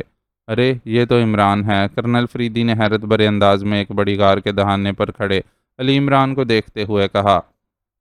ہاں، یہ تو اس طرح اطمینان سے کھڑا ہے جیسے اس نے خود ہی ان غیر ملکیوں کو کان سے لوگاسا یا زمرد نکال کر لے جانے کی اجازت دے رکھی ہو، کیپٹن حمید نے تلخ لہجے میں کہا۔ خوش آمدید کرنل فریدی اور کیپٹن حمید صاحبان، علی عمران سرزمین پاک ایشیا پر آپ دونوں کو خوش آمدید کہتا ہے۔ اسی لمحے عمران کی تیز مگر مطمئن آواز سنائی دی۔ آؤ، اس نے ہمیں دیکھ لیا ہے، کرنل فریدی نے کہا اور تیز تیز قدم اٹھاتا آگے بڑھنے لگا۔ اس کا اطمینان بتا رہا ہے فریدی صاحب کہ میرا خیال درست ہے، اس نے ان غیر ملکیوں سے سودے بازی کر لی ہے، کیپٹن حمید نے اس کے پیچھے چلتے ہوئے منہ بنا کر کہا۔ آئندہ ایسے الفاظ منہ سے نہ نکالنا، سمجھے؟ کیا کرنل فریدی ساگا لینڈ کے مفادات کا سودا کر سکتا ہے؟ اگر نہیں تو عمران اس معاملے میں مجھ سے بھی زیادہ مضبوط آدمی ہے، کرنل فریدی نے انتہائی کرخت لہجے میں کہا، اور کیپٹن حمید نے ہونٹ بھینچتے ہوئے کندھے اچکانے پر ہی اکتفا کیا۔ ظاہر ہے وہ اب کرنل فریدی کو کیا کہہ سکتا تھا، لیکن اسے یقین تھا کہ موجودہ حالات بتا رہے ہیں کہ ہوا ایسے ہی ہوگا۔ عمران کے تاریک ذہن میں یک لخت روشنی کی لکیر سی چمکی اور پھر تیزی سے پھیلتی چلی گئی، اور اس کی آنکھیں ایک جھٹکے سے کھل گئیں، لیکن کافی دیر تک وہ لاشعوری کیفیت میں آنکھیں کھولے پڑا رہا۔ پھر جس طرح کچھوا آہستہ آہستہ رینگتا ہے، اس طرح انتہائی آہستہ آہستہ اس کا شعور بھی جاگنے لگا۔ جب اس کا شعور پوری طرح بیدار ہوا تو وہ خود بخود خود ایک جھٹکے سے اٹھ کر بیٹھ گیا۔ اب وہ حیرت سے ادھر ادھر دیکھ رہا تھا۔ وہ ایک کافی بڑی اور کھلی غار کے فرش پر بیٹھا ہوا تھا، اور اس کے ساتھی بھی فرش پر ٹیڑھے میڑھے انداز میں بے ہوش پڑے ہوئے تھے۔ اس کے ساتھ ہی عمران کے ذہن میں وہ آخری منظر ابھر آیا جو ذہن کے اچانک تاریک ہونے سے پہلے اس کے ذہن میں محفوظ تھا۔ اسے یاد آ گیا کہ اس نے ہیلی کاپٹر زمرد کی کان کے قریب ایک چٹان پر اتارا ہی تھا کہ یکلخت اس کے ذہن میں دھماکہ ہوا، اور اس کے ساتھ ہی اس کا ذہن بالکل اس طرح تاریک ہو گیا جیسے کیمرے کا شٹر بند ہوتا ہے، اور اس کے بعد اسے ہوش اس غار میں آیا تھا۔ اس کے ساتھ ہی اسے احساس ہو گیا تھا کہ اس کا شعور کافی دیر بعد مکمل طور پر بیدار ہوا ہے۔ اس کا مطلب تھا کہ اسے کسی زود اثر گیس کی مدد سے بے ہوش کیا گیا تھا، کیونکہ جب بھی ایسا ہوتا اس کا شعور یکلخت جاگ پڑنے کی بجائے آہستہ آہستہ بیدار ہوتا تھا، اور اس کے ساتھ ہی وہ سمجھ گیا کہ اسے خود بخود ہوش کیوں آیا ہے۔ اس کا مدافعتی نظام مخصوص ورزشوں کی وجہ سے بے ہوش ہونے کے بعد خود بخود کام کرنے لگ گیا تھا، اور آخر کار اس نے اسے گیس کے توڑ کے بغیر ہی ہوش دلا دیا تھا۔ عمران ایک طویل سانس لیتا ہوا اٹھ کھڑا ہوا۔ اس نے ادھر ادھر نظریں دوڑائیں تو وہ چونک پڑا، کیونکہ غار کے ایک کونے میں بڑے بڑے تھیلوں کا ڈھیر موجود تھا۔ وہ تیزی سے چلتا ہوا ان تھیلوں کے قریب پہنچا۔ اس نے ایک تھیلا کھولا تو چونک پڑا، اس میں عجیب و غریب قسم کا اسلحہ موجود تھا۔ پھر اس نے باری باری سارے تھیلے کھول ڈالے، اور پھر ایک بڑا تھیلا کھولتے ہی وہ چونک پڑا، کیونکہ اس میں اسے ایک بڑا سا باکس پڑا نظر آ گیا جس پر AXR-3500 کے الفاظ درج تھے، اور عمران کے ہونٹ بھنج گئے۔ یہ بے ہوش کرنے والی انتہائی جدید ترین گیس تھی۔ عمران نے بھی اس کا ذکر صرف رسالوں میں ہی پڑھا تھا۔ عمران نے باکس اٹھا کر کھولا تو اس کے اندر محلول کی 10 بوتلیں اور ایک سرنج موجود تھی۔ ایک حرف سے عمران سمجھ گیا کہ یہ اس گیس کے اینٹی انجیکشن ہیں۔ اس نے جلدی سے سرنج بھری، اور پھر انتہائی قلیل مقدار میں اس نے اپنے سب ساتھیوں کے بازو میں محلول انجیکٹ کر دیا اور باکس بند کر کے اپنی جیب میں رکھ لیا۔ اس نے قلیل مقدار اس لیے انجیکٹ کی تھی کہ اسے اس کی صحیح ڈوز کا اندازہ نہ تھا، اور زیادہ ڈوز جسم میں جانے کا خطرہ ریئیکشن بھی ہو سکتا تھا، اس لیے اس نے ڈوز کم ہی رکھی تھی۔ انجیکشن لگانے کے بعد اس نے ایک بار پھر اس تھیلے کی تفصیلی تلاشی لینی شروع کر دی، اور چند لمحوں بعد وہ اس کی ایک خفیہ جیب سے ایک چھوٹی سی ڈائری برآمد کر لینے میں کامیاب ہو گیا۔ اس نے ڈائری کھولی تو وہ یہ دیکھ کر چونک پڑا کہ ڈائری میں اندراجات شتال کوڈ میں ہی تھے۔ عمران کو چونکہ اب اس کے حل کا علم تھا، اس لیے وہ رک رک کر اسے نظروں سے دیکھتا رہا اور حل کرتا رہا۔ تھوڑی دیر بعد اس نے ایک طویل سانس لیتے ہوئے ڈائری بند کر دی اور اسے اپنی جیب میں ڈال لیا۔ اب وہ ساری صورتحال سمجھ گیا تھا۔ یہ ڈائری ایک شخص کاربین کی ذاتی ڈائری تھی، اور کاربین بلیک تھنڈر کا ایس ایجنٹ تھا۔ ایس ایجنٹ کا مطلب سپر ایجنٹ ہی ہو سکتا تھا۔ بلیک تھنڈر کی طرف سے لوگاسا کے حصول کا مشن کاربین کو ہی سونپا گیا تھا، اور ساتھ ہی یہ ہدایات بھی دی گئی تھیں کہ وہ پاک ایشیا کے بجائے کافرستان کو اس سلسلے میں استعمال کرے، اور کاربین نے اس مشن کے سلسلے میں مادام کائٹ اور اس کے گروپ کو استعمال کیا تھا۔ تو ٹرو مین کے بعد یہ دوسرا ایجنٹ کاربین سامنے آیا ہے۔ ٹھیک ہے، عمران نے سر ہلاتے ہوئے کہا، اور تیز تیز قدم اٹھاتا غار کے دہانے کی طرف بڑھ گیا۔ البتہ اس نے تھیلے میں موجود ایک مشین پسٹل نکال کر پہلے ہی اپنی جیب میں ڈال لیا تھا۔ اس کے ساتھیوں کو ابھی ہوش نہ آیا تھا، لیکن عمران مطمئن تھا کہ بہرحال ڈوز انجیکٹ ہو چکی ہے، اس لیے انہیں جلد ہی ہوش آ جائے گا۔ لیکن اب وہ مزید حالات کو چیک کرنا چاہتا تھا۔ غار کے دہانے پر پہنچ کر وہ رک گیا، اور پھر اس کی تیز نظروں نے دور ٹبام پہاڑی پر اس جگہ جہاں زمردگی کان تھی ہیلی کاپٹر کا پنکھا ایک چٹان سے باہر نکلا ہوا دیکھ لیا، اور وہاں ادھر ادھر کوئی آدمی نہ تھا۔ اب وہ سمجھ گیا تھا کہ اس کے ساتھ کیا کھیل کھیلا گیا ہے، اور لازماً یہ ذہانت برا کھیل اس سپر ایجنٹ کاربین نے ہی ترتیب دیا ہوگا۔ اور واقعی یہ اس قدر ذہانت امیز تھا کہ عمران دل ہی دل میں کاربین کی بے پناہ ذہانت کا قائل ہو گیا تھا۔ لیکن ابھی وہ ہیلی کاپٹر کو دیکھ ہی رہا تھا کہ اچانک ایک چٹان کے پیچھے حرکت دیکھ کر وہ چونکا، اور دوسرے لمحے اس کی آنکھوں میں حیرت کے تاثرات ابھر آئے، کیونکہ اس نے چٹان کے پیچھے سے کرنل فریدی اور کیپٹن حمید کو دیکھ لیا تھا۔ وہ اوٹ میں رک گئے تھے، اور پھر عمران کے لبوں پر مسکراہٹ تیرنے لگی۔ اس نے چیک کر لیا تھا کہ ان دونوں نے اسے دیکھ لیا ہے، لیکن شاید وہ یہ سمجھ رہے ہیں کہ عمران نے انہیں نہیں دیکھا۔ خوش آمدید کرنل فریدی اور کیپٹن حمید صاحبان۔ علی عمران سرزمین پاک ایشیا پر آپ دونوں کو خوش آمدید کہتا ہے، عمران نے اونچی آواز میں کہا، اور پھر اس نے ان دونوں کو چٹان کی اوٹ سے نکل کر تیز تیز قدم اٹھاتے اپنی طرف بڑھتے دیکھا۔ وہ دونوں چلنے کے ساتھ ساتھ باتیں بھی کر رہے تھے، لیکن فاصلے کی وجہ سے الفاظ اس کی سمجھ میں نہ آ رہے تھے۔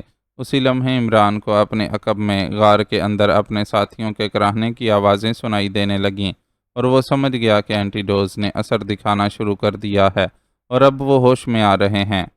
یہ کیا ہو رہا ہے عمران؟ کرنل فریدی نے غار کے دہانے کے قریب پہنچتے ہوئے حیرت بھرے لہجے میں کہا۔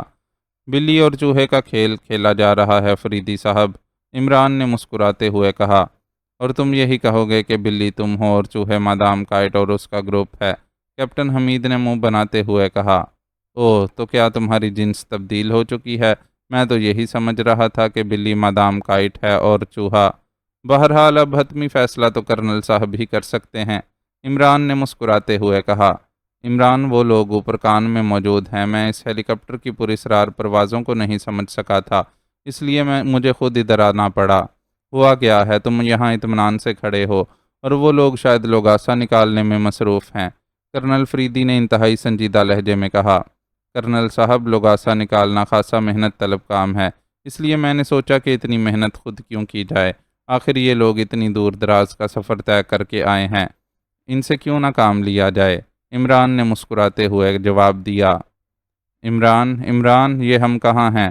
غار کے اندر سے جولیا کی حیرت بھری آواز سنائی دی۔ اپنی ہی زمین پر ہیں اور مہمانوں کو خوش آمدید کہہ رہے ہیں، عمران نے مڑ کر کہا۔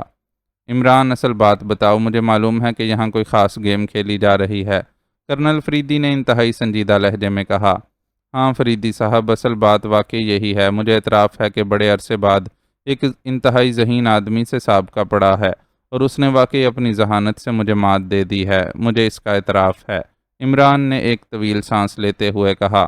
شکر ہے کوئی تو سوا شیر تم سے بھی ٹکرایا، تم تو کسی کو گھاس بھی نہ ڈالتے تھے، کیپٹن حمید نے مسکراتے ہوئے انتہائی طنزیہ لہجے میں کہا۔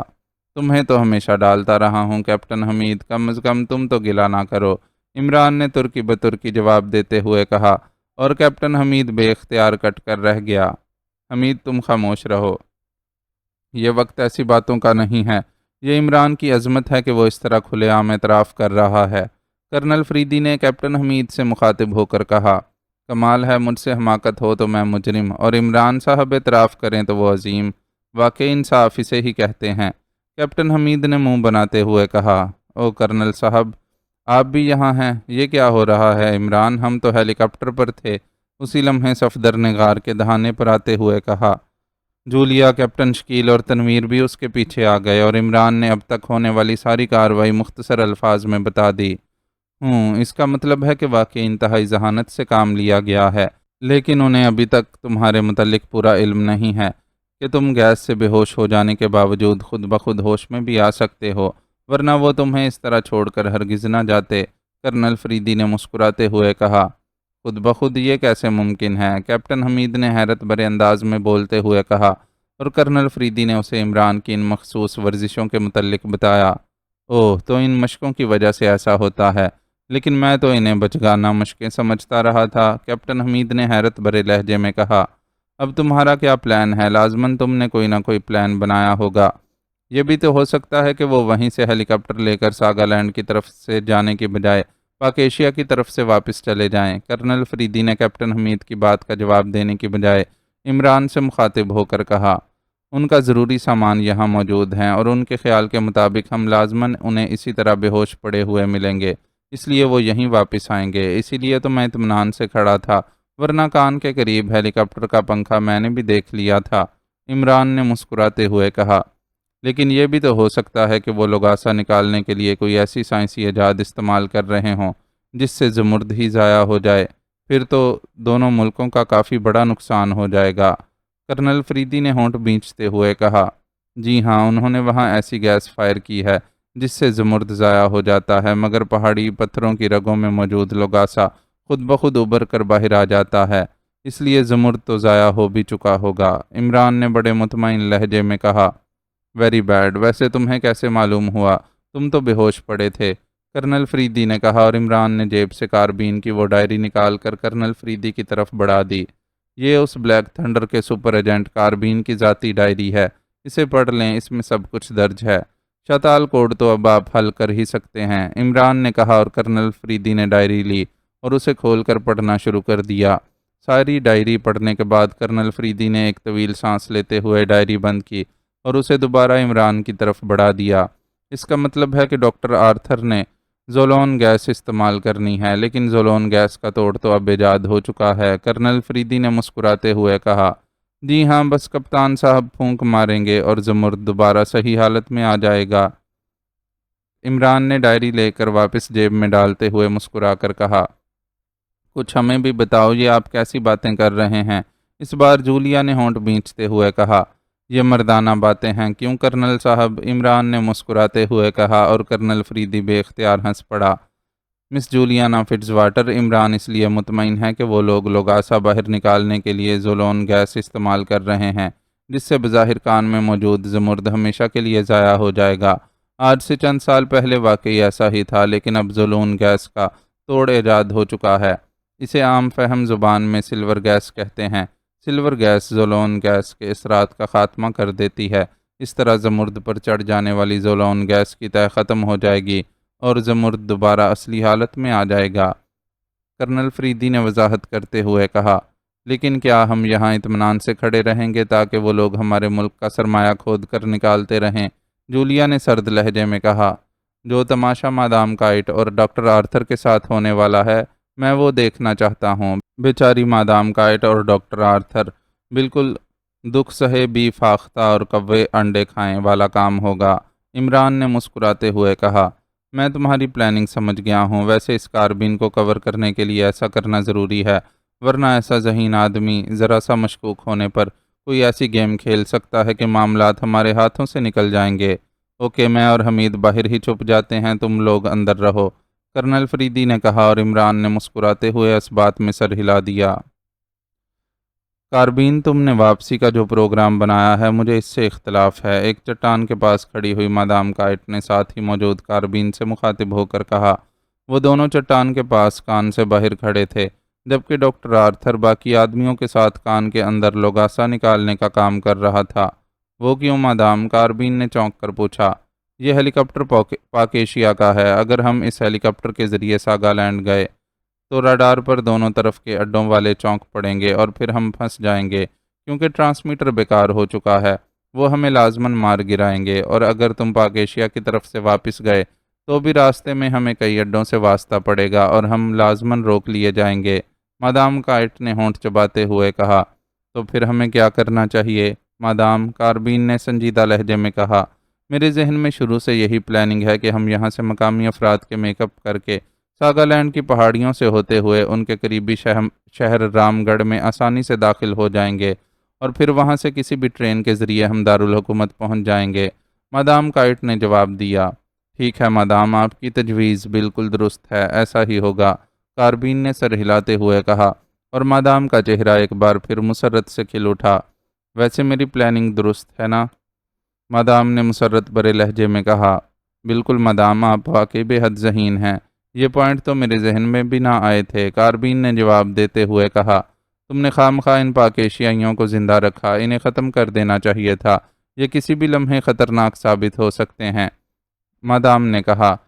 اس وقت آپ نے بھی تو یہ پلاننگ نہیں بتائی تھی مادام۔ بہرحال اب ہم یہاں سے واپسی پر پہلے ان کا خاتمہ کریں گے، پھر میک اپ کر کے ساگا لینڈ کی طرف نکل جائیں گے۔ اس ہیلی کاپٹر کو تباہ کر دیا جائے گا، کاربین نے کہا، اور مادام نے سر ہلا دیا۔ انہیں پہنچے ہوئے کافی دیر ہو گئی تھی، اور آدھا گھنٹہ پہلے ڈاکٹر آرتھر نے کہا کہ اب زیادہ سے زیادہ کام پون گھنٹے کا باقی رہ گیا ہے۔ لوگاسا یہاں موجود تھا، لیکن کچھ زیادہ مقدار میں نہ تھا۔ ڈاکٹر آرتھر کے مطابق چونکہ کان بے حد وسیع تھی، اس لیے پورا لوگاسا حاصل کرنے کے لیے پوری کان کو کھولنا پڑتا، جس کے لیے کئی دن چاہیے تھے۔ اس لیے مادام نے اسے کہہ دیا تھا کہ جس قدر لوگاسا یہاں سے دستیاب ہو جائے اتنا ہی کر لو، کیونکہ ڈاکٹر آرتھر کے بقول لوگاسا کی بہرحال اتنی مقدار موجود تھی کہ اس کا وزن 10 کلو ہو جاتا۔ اس لیے مادام نے اتنا ہی نکالنے کا حکم دیا تھا، کیونکہ راس فیلڈ کے ذریعے اس نے جو معاہدہ کیا تھا اس میں اسے یہی کہا گیا تھا کہ کم از کم 8 کلو لوگاسا ہر صورت میں چاہیے، اور اب تو 10 کلو مل رہا تھا۔ ایسا نہ ہو کاربین کے 10 کلو لوگاسا اس تنظیم کے لیے کم ثابت ہو، اچانک مادام نے کسی خدشے کے تحت پوچھا۔ او نہیں مادام، 10 کلو لوگاسا سے تو 10 ہتھیار تیار کیے جا سکتے ہیں، اتنی مقدار تو کیا آج تک چند گرام سے زیادہ لوگاسا کہیں نہیں مل سکا، کاربین نے جواب دیا، اور مادام کائٹ حیرت سے کاربین کو دیکھنے لگی۔ تمہیں اس کے متعلق یہ سب کچھ کیسے معلوم ہوا، جبکہ میں نے بھی ڈاکٹر آرتھر سے پوچھ کر اس بارے میں معلومات حاصل کی ہیں، مادام کائٹ نے کہا۔ ڈاکٹر آرتھر واقعی بے حد ماہر آدمی ہے، اسی نے مجھے بتایا تھا، کاربین نے جواب دیتے ہوئے کہا۔ اسی لمحے وہ دونوں چونک پڑے، کیونکہ ڈاکٹر آرتھر باقی افراد سمیت کان سے باہر آ رہے تھے۔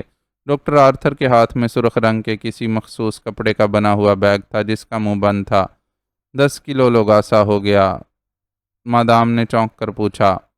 یس مادام، بلکہ اس سے بھی زیادہ ہے، ڈاکٹر آرتھر نے جواب دیا۔ مجھے دکھاؤ ذرا، کاربین نے آگے بڑھ کر کہا اور ڈاکٹر آرتھر کے ہاتھ سے بیگ جھپٹ لیا۔ ہاں واقعی 10 کلو سے زیادہ ہے۔ ٹھیک ہے ٹونی، ادھر آؤ، کاربین نے ڈاکٹر آرتھر کے پیچھے کھڑے ہوئے آدمی سے کہا اور وہ آدمی تیزی سے بڑھ کر قریب آ گیا۔ یہ تھیلا لو اور اب اس کی حفاظت تمہاری ذمہ داری ہے، کاربین نے تحکمانہ لہجے میں کہا۔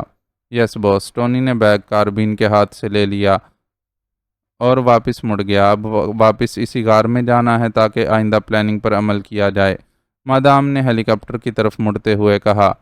سوری مادام اور ڈاکٹر آرتھر، تم دونوں کا کام ختم ہو گیا، اس لیے اب تم دونوں کی ضرورت باقی نہیں رہی، یکلخت کاربین نے زہریلے انداز میں مسکراتے ہوئے کہا، اور اس کے ساتھ ہی اس نے جیب سے ایک سائلنسر لگا ریوالور نکال کر ہاتھ میں لے لیا، اور اس کے ساتھ ہی سوائے ڈاکٹر آرتھر کے باقی سب کے ہاتھوں میں بھی ریوالور نظر آنے لگ گئے۔ کیا مطلب؟ مادام نے انتہائی حیرت بھرے انداز میں اچھلتے ہوئے کہا۔ ڈاکٹر آرتھر کے چہرے پر بھی خوف اور حیرت کے تاثرات بیک وقت نمودار ہو گئے تھے۔ مادام، چونکہ ڈاکٹر آرتھر سے تمہارے تعلقات تھے اور ڈاکٹر آرتھر ایسا آدمی ہے کہ یہ مر تو سکتا ہے لیکن اپنی مرضی کے بغیر کسی دوسرے کا کام نہیں کر سکتا، اور ڈاکٹر آرتھر کے بغیر لوگاسا کا حصول ناممکن تھا، اس لیے میری تنظیم بلیک تھنڈر نے ایک پلاننگ تیار کی۔ میں بلیک تھنڈر کا سپر ایجنٹ ہوں، یہ وہی تنظیم ہے جو دراصل اس لوگاسا کے ذریعے ہتھیار بنانا چاہتی ہے۔ بلیک تھنڈر پوری دنیا پر حکومت کرنے کے لیے بنائی گئی ہے، اور بلیک تھنڈر سائنس کی دنیا میں اس قدر ایڈوانس ہے کہ موجودہ دنیا کے سائنسدان شاید آئندہ 1000 سال تک بھی اس سٹیج تک نہ پہنچ سکیں جہاں بلیک تھنڈر اب پہنچی ہوئی ہے۔ لیکن ابھی بلیک تھنڈر خفیہ کام کر رہی ہے، وہ دنیا پر ظاہر نہیں ہوئی۔ ڈاکٹر آرتھر نے اس کان کا سروے کرنے کے بعد لوگاسا کی کافی مقدار کی یہاں موجودگی کی رپورٹ دی تھی۔ یہ رپورٹ بلیک تھنڈر تک پہنچ گئی اور بلیک تھنڈر نے لوگاسا اس طرح حاصل کرنے کا پلان بنایا کہ کسی کو علم نہ ہو سکے کہ لوگاسا کہاں چلا گیا۔ یہ مشن میرے سپرد کیا گیا، ڈاکٹر آرتھر کو استعمال کرنے کے لیے تمہارا سہارا لیا گیا اور ایک تنظیم راس فیلڈ کو درمیان میں ڈال کر تم سے معاہدہ کیا گیا، اور میں بھی اپنے گروپ سمیت تمہارے گروپ میں شامل ہو گیا۔ پہلے ڈاکٹر آرتھر نے یہ پلاننگ کی کہ لوگاسا کا ایک ٹکڑا حاصل کر کے کان میں موجود لوگاسا ظاہر کر کے حاصل کر لیا جائے، لیکن یہ پلان ناکام ہو گیا۔ اس پر میں نے یہ پلان بنایا جس پر ہم اس وقت عمل کر رہے ہیں، اور تم نے دیکھا کہ ہم نے لوگاسا بھی حاصل کر لیا اور پاک ایشیا سیکرٹ سروس پر بھی قابو پا لیا، حالانکہ میری تنظیم نے مجھے یہی احکامات دیے تھے کہ میں اس مشن کو ساگا لینڈ کی طرف سے جا کر مکمل کروں اور پاک ایشیا سیکرٹ سروس کو اس کی خبر نہ ہونے دوں، کیونکہ بلیک تھنڈر کا ایک سپر ایجنٹ پاک ایشیا سیکرٹ سروس کے ہاتھوں ناکامی سے دوچار ہو چکا ہے، لیکن میں کاربین ہوں، اس لیے میں نے اسے چیلنج کے طور پر قبول کیا، اور تم دیکھ رہے ہو کہ میں کامیاب ہو گیا ہوں۔ پاک ایشیا سیکرٹ سروس میرے رحم و کرم پر غار میں پڑی ہوئی ہے۔ مجھے چونکہ سب سے پہلے اپنا مشن مکمل کرنا تھا، اس لیے میں نے ان پر وقت ضائع کرنے کی بجائے پہلے لوگاسا پر توجہ دی ہے، اور اب لوگاسا بیگ میرے ساتھی کی تحویل میں ہے، لیکن میں نہیں چاہتا کہ لوگاسا کے حصول کے متعلق اس دنیا میں کسی کو علم ہو سکے، اس لیے مادام کائٹ اور ڈاکٹر آرتھر، تم دونوں اس وقت تک ہمارے لیے مفید تھے جب تک لوگاسا حاصل نہ ہو جاتا۔ لوگاسا حاصل کرنے کے بعد تم دونوں ہمارے لیے بیکار ہو چکے ہو۔ اب اگر تمہارا خاتمہ نہ کیا گیا تو پھر تمہارے ذریعے کچھ لوگوں کو یہ معلوم ہو جائے گا کہ بلیک تھنڈر نے لوگاسا حاصل کیا ہے، اس لیے تم دونوں کی لاشیں یہاں کے مردار خور پرندوں کے پیٹ میں ہی جانی چاہیے، کاربین نے بڑے مطمئن لہجے میں کہا، اور پھر اس کی تقریر ختم ہی ہوئی تھی کہ یکلخت ٹھک ٹھک کی 2 آوازیں ابھریں، اور ڈاکٹر آرتھر اور مادام جو بڑے حیرت بھرے انداز میں کھڑے یہ سب کچھ سن رہے تھے، چیختے ہوئے نیچے گرے اور چند لمحے تڑپنے کے بعد ختم ہو گئے۔ کاربین کے سائلنسر لگے ریوالور سے نکلنے والی گولیاں ان دونوں کی پیشانیوں میں سوراخ کر گئی تھیں۔ راجر، تمہارے پاس 13 مشین ہوگی، وہ مجھے دو، کاربین نے سائلنسر لگا ریوالور جیب میں رکھتے ہوئے ایک آدمی سے مخاطب ہو کر کہا۔ یس باس، اس آدمی نے مؤدبانہ لہجے میں کہا، اور پھر اپنی جیکٹ کی اندرونی جیب سے ایک چپٹا سا باکس نکال کر کاربین کی طرف بڑھا دیا۔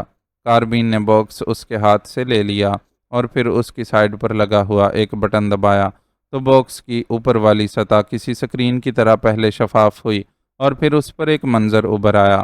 یہ اس غار کا اندرونی منظر تھا جس میں وہ عمران اور اس کے ساتھیوں کو بے ہوشی کی عالم میں چھوڑ آیا تھا۔ پہلا منظر جو باکس کی سطح پر ابھرا، اس میں غار کے اندر بے ہوش پڑے ہوئے عمران اور اس کے ساتھی اسی طرح بے ہوش پڑے نظر آ رہے تھے، لیکن پھر منظر بدلا اور کاربین بے اختیار چونک پڑا کیونکہ اس نے ایک آدمی کو اٹھ کر بیٹھتے ہوئے دیکھا۔ چند لمحے اس طرح بیٹھے رہنے کے بعد وہ اٹھ کر کھڑا ہو گیا اور پھر تیزی سے کونے میں پڑے ہوئے تھیلوں کی طرف بڑھ گیا اور کاربین نے ہونٹ بھینچ لیے۔ اس کی نظریں مسلسل سکرین پر جمی ہوئی تھیں، منظر تیزی سے بدلتے جا رہے تھے۔ اس نے اس آدمی کو بیگ میں سے اینٹی انجیکشن نکال کر اپنے ساتھیوں کو لگاتے دیکھا، پھر اس نے اس آدمی کے ہاتھ میں اپنی ذاتی ڈائری بھی دیکھ لی۔ تو ٹرو مین کے بعد یہ دوسرا ایجنٹ کاربین سامنے آیا ہے۔ ٹھیک ہے۔ اچانک باکس کی نچلی سطح سے ایک ہلکی سی آواز سنائی دی اور منظر میں اس آدمی کے لب ہلتے ہوئے دکھائی دیے۔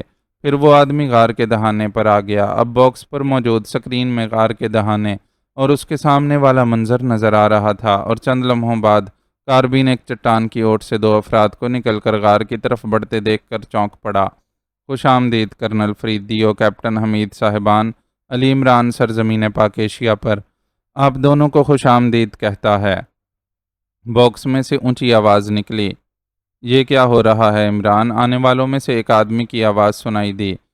بلی اور چوہے کا کھیل کھیلا جا رہا ہے فریدی صاحب، غار کے دہانے پر کھڑے اسے عمران نے جواب دیا، اور کاربین کے ہونٹ مزید بھینچ گئے۔ اس کے بعد ان کے درمیان ہونے والی تمام گفتگو وہ سنتا رہا۔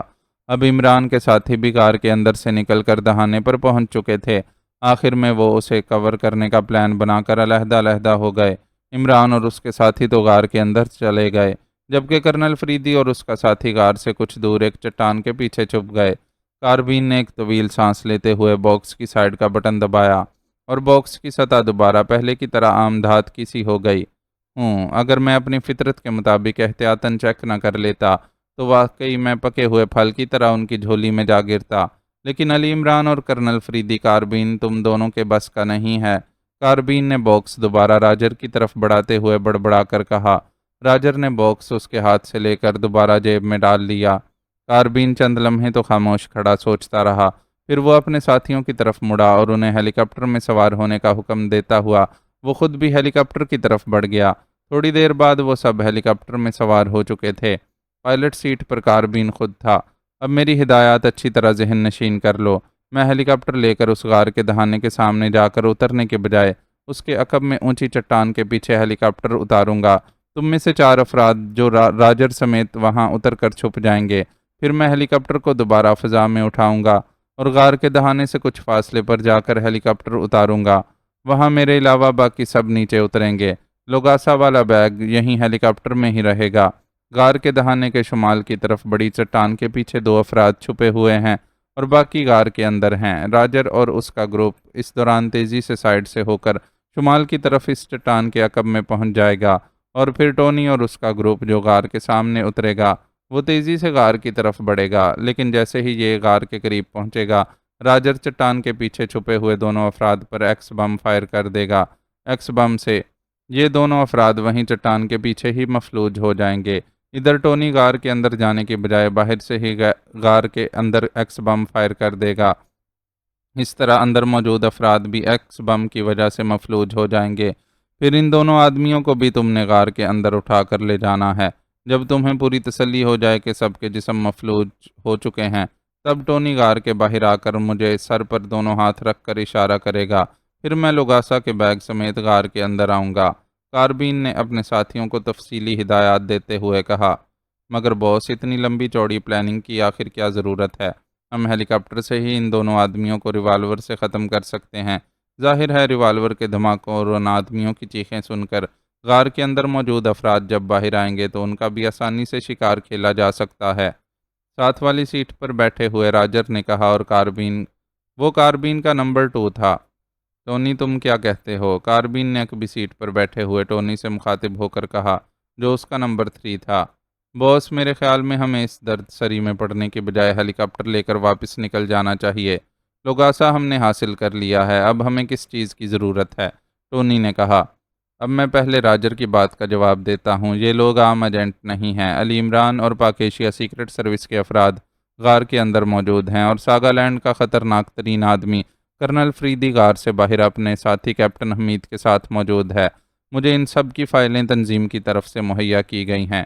یہ انتہائی خطرناک لوگ ہیں، اس لیے اس سے پہلے کہ ہم ان کا خاتمہ کریں، یہ ہیلی کاپٹر سمیت ہمارا خاتمہ کر سکتے ہیں۔ اگر مجھے ذرا بھی خیال ہوتا کہ یہ عمران اس طرح بغیر اینٹی انجیکشن کے خود بخود ہوش میں آ سکتا ہے تو میں لوگاسا حاصل کرنے سے پہلے ہی اس کا خاتمہ کر دیتا۔ اس لیے مجبوراً مجھے یہ تفصیلی پلاننگ کرنا پڑی ہے۔ جب پہلے ہیلی کاپٹر میں اس غار کے عقب میں اتاروں گا اور پھر اسے دوبارہ فضا میں بلند کروں گا تو کرنل فریدی یہ سمجھے گا کہ میں بھول کر عقب میں اتر گیا ہوں، اور پھر لیکن اسے یہ احساس نہ ہوگا کہ میں نے اپنے ساتھی عقب میں اتار دیے ہیں۔ وہ سامنے سے اترنے والوں کو ہی اصل سمجھتا رہے گا۔ اس دوران پیچھے اترنے والے ساتھی اس کے عقب میں پہنچ کر ایکس بم ان پر فائر کر دیں گے۔ ایکس بم کے پھٹنے سے چونکہ کوئی آواز نہیں نکلتی، اس لیے غار کے اندر موجود عمران اور اس کے ساتھیوں کو علم ہی نہ ہو سکے گا کہ باہر کیا ہوا، اور ٹونی آسانی سے ایکس بم اندر پھینک دے گا۔ اس طرح یہ سب خطرناک لوگ مکمل طور پر بے بس ہو کر میرے قدموں میں موجود ہوں گے، اور میں اپنے ہاتھوں سے ان کے جسموں میں گولیاں اتارنے کا لطف حاصل کروں گا۔ اور ٹونی کی بات کا جواب یہ ہے کہ غار کے اندر ہمارے کاغذات اور دیگر ایسا سامان موجود ہے جس کی ملک سے باہر نکلنے کے لیے ہمیں اشد ضرورت ہے۔ اس کے بغیر ہم نہ ہی پاک ایشیا سے باہر نکل سکتے ہیں اور نہ ساگا لینڈ سے، اس لیے مجبوراً مجھے ان لوگوں تک جانا ہے۔ کاربین نے تفصیل سے جواب دیتے ہوئے کہا، بوس پھر میری ایک اور تجویز ہے، بجائے آپ عقب میں پہلے اتریں اور پھر واپس چڑھیں۔ ایکس بم تو ہمارے پاس موجود ہی ہیں، ہم ہیلی کاپٹر کو غوطہ دے کر اس چٹان کے اوپر لے جائیں گے جس کے پیچھے وہ چھپے ہوئے ہیں، اور ایکس بم اوپر سے ہی فائر کر دیں گے، اور پھر وہیں چٹان پر ہی ہیلی کاپٹر اتار کر ہم اندر آسانی سے ایکس بم پھینک دیں گے۔ اس طرح ہم لمبی چوڑی کارروائی سے بچ جائیں گے۔ راجر نے کہا، او ہاں یہ ٹھیک ہے، اوکے، ایسے ہی صحیح، کاربین نے فوراً ہی کہا، اور اس کے ساتھ ہی اس نے ہیلی کاپٹر کا انجن سٹارٹ کر دیا۔ اس کی عادت تھی کہ وہ ضرورت پڑنے پر نہ صرف اپنے ساتھیوں سے تمام معاملات ڈسکس کرتا تھا بلکہ کسی بھی اچھی تجویز کو وہ فوراً قبول بھی کر لیتا تھا۔ یہی وجہ تھی کہ اس نے راجر اور ٹونی دونوں سے باقاعدہ رائے لی، انہیں جواب میں تفصیل سے سمجھایا، اور آخر کار راجر کی ترمیم خوش دلی سے قبول کر لی۔ ہیلی کاپٹر فضا میں بلند ہوا اور پھر تیزی سے اس طرف کو بڑھنے لگا جدھر وہ غار موجود تھی جس میں عمران اور اس کے ساتھی موجود تھے۔ راجر نے جیب سے ایک سرخ رنگ کا بڑا سا کیپسول نکال کر ہاتھ میں لے لیا۔ یہ ایکس بم تھا، اس میں سے ایسی ریز نکلتی تھیں جو 50 میٹر کے دائرے میں موجود ہر جاندار کو مکمل طور پر مفلوج کر دیتی تھیں۔ ہیلی کاپٹر تیزی سے آگے بڑھتا جا رہا تھا۔ ہیلی کاپٹر اب اوپر اٹھ رہا ہے، کیپٹن حمید نے چونک کر ساتھ موجود کرنل فریدی سے کہا۔ ہاں میں دیکھ رہا ہوں، کرنل فریدی نے اس بات میں سر ہلاتے ہوئے کہا، اور پھر جیب سے ایک چھوٹا سا فکسڈ فریکوینسی ٹرانسمیٹر نکال کر اس نے اس کا بٹن دبا دیا۔ ہیلو عمران، فریدی بول رہا ہوں۔ ہیلی کاپٹر کان سے بلند ہو کر اب اس غار کی طرف آ رہا ہے، ہوشیار رہنا، اوور، کرنل فریدی نے تیز لہجے میں کہا۔ میں ہوشیار ہی نہیں بلکہ خبردار بھی ہوں فریدی صاحب، اوور۔ دوسری طرف سے عمران کی مسکراتی ہوئی آواز سنائی دی، اور کرنل فریدی نے ٹرانسمیٹر آف کر کے اسے دوبارہ جیب میں ڈال لیا۔ ہیلی کاپٹر اب کافی بلندی پر اڑتا ہوا تیزی سے انہی کی طرف آتا دکھائی دے رہا تھا۔ ارے یہ تو سیدھا ہمارے سروں پر آ رہا ہے، حالانکہ اسے تو ادھر سامنے جانا چاہیے، اچانک کرنل فریدی نے حیرت بھرے لہجے میں کہا، لیکن اس سے پہلے کہ اس کا فکرہ ختم ہوتا، ہیلی کاپٹر نے بجلی کسی تیزی سے غوطہ مارا اور پلک جھپکنے میں ان کے سروں سے ذرا اوپر سے ہوتا ہوا آگے نکل گیا۔ اس کے ساتھ ہی ایک سرخ رنگ کا کیپسول کرنل فریدی اور کیپٹن حمید کے سامنے موجود چٹان پر گر کر پھٹا، اور ان دونوں کو یوں محسوس ہوا جیسے ان کے جسموں میں دوڑتا ہوا خون یکلخت رک گیا ہو۔ ان کے جسم یکلخت بے حس و حرکت ہو گئے تھے، چونکہ جس وقت وہ سرخ رنگ کا کیپسول گرا تھا وہ لاشعوری طور پر اس کی طرف متوجہ ہوئے تھے، اس لیے اب وہ اس انداز میں بے حس و حرکت بیٹھے ہوئے تھے کہ ان کی نظروں کے سامنے پتھریلی چٹان تھی، نہ ہی وہ گردن موڑ سکتے تھے اور نہ ادھر ادھر دیکھ سکتے تھے۔ البتہ ان کے کانوں میں ہیلی کاپٹر کا شور ضرور پڑ رہا تھا، اس کا مطلب تھا کہ ان کے صرف جسم بے حس و حرکت ہوئے تھے، ذہن بدستور جاگ رہے تھے، لیکن صرف ذہن کے جاگنے سے وہ کوئی عملی فائدہ نہ اٹھا سکتے تھے۔ پھر اچانک ہیلی کاپٹر کا شور ختم ہو گیا اور ہر طرف خاموشی سی چھا گئی۔ اس کے بعد چند انسانی قدموں کی آوازیں ان کے کانوں میں پڑیں، اور اس کے ساتھ ہی چٹان والا منظر ایک جھٹکے سے ان کی آنکھوں کے سامنے سے ہٹ گیا۔ اب انہیں زمین نظر آ رہی تھی، اور وہ ذہنی طور پر سمجھ گئے کہ انہیں کسی نے کاندھوں پر اٹھا رکھا ہے اور پھر انہیں غار میں لے جایا گیا اور غار کی ایک دیوار کے ساتھ اس طرح بٹھا دیا گیا کہ ان کی مفلوج ٹانگیں سامنے کے رخ پر سیدھی پھیلی ہوئی تھیں اور ان کی پشت دیوار سے لگی ہوئی تھی۔ انہیں جب اس انداز میں بٹھایا جا رہا تھا تو کرنل فریدی نے دیکھا تھا کہ ان کے ساتھ ہی عمران اور اس کے ساتھی بھی اسی طرح بے حس و حرکت بیٹھے ہوئے تھے۔ اب ان کے سامنے 8 ایکریمینز کھڑے تھے۔ واہ، تو یہ ہیں پاکیشیا اور ساگالینڈ کے انتہائی خطرناک ایجنٹس جن کے خوف سے ساری دنیا کانپتی ہے۔ سامنے کھڑے ہوئے ایک اکریمی نے، جس کی فراخ پیشانی اور تیز چمکتی ہوئی آنکھیں اس کی بے پناہ ذہانت کا پتہ دے رہی تھیں، انتہائی حقارت بھرے انداز میں کہا، باس، میرا خیال ہے کہ اب انہیں گولیوں سے بھون کر ہمیں واپس چل پڑنا چاہیے۔ ایک دوسرے اکریمی نے کہا، نہیں راجر، اتنی جلدی نہیں، تم ایسا کرو کہ میرے بیگ میں سے آرٹانا کی بوتل نکالو اور ان سب کو سنگھا دو، اس طرح یہ بات چیت کرنے کے قابل ہو جائیں گے۔ آخر یہ دنیا کے عظیم ترین جاسوس ہیں، ان سے گفتگو کا شرف تو ہمیں حاصل ہونا ہی چاہیے۔ اس اکریمی نے بڑے طنزیہ لہجے میں کہا جسے باس کہا گیا تھا۔ یس باس، دوسرے اکریمی نے کہا، اور پھر تھوڑی دیر بعد واقعی ان کی ناک سے بوتل کا کھلا دہانہ لگا دیا گیا اور تھوڑی دیر بعد کرنل فریدی کو محسوس ہوا کہ اس کا گردن تک کا حصہ حرکت میں آ گیا ہے۔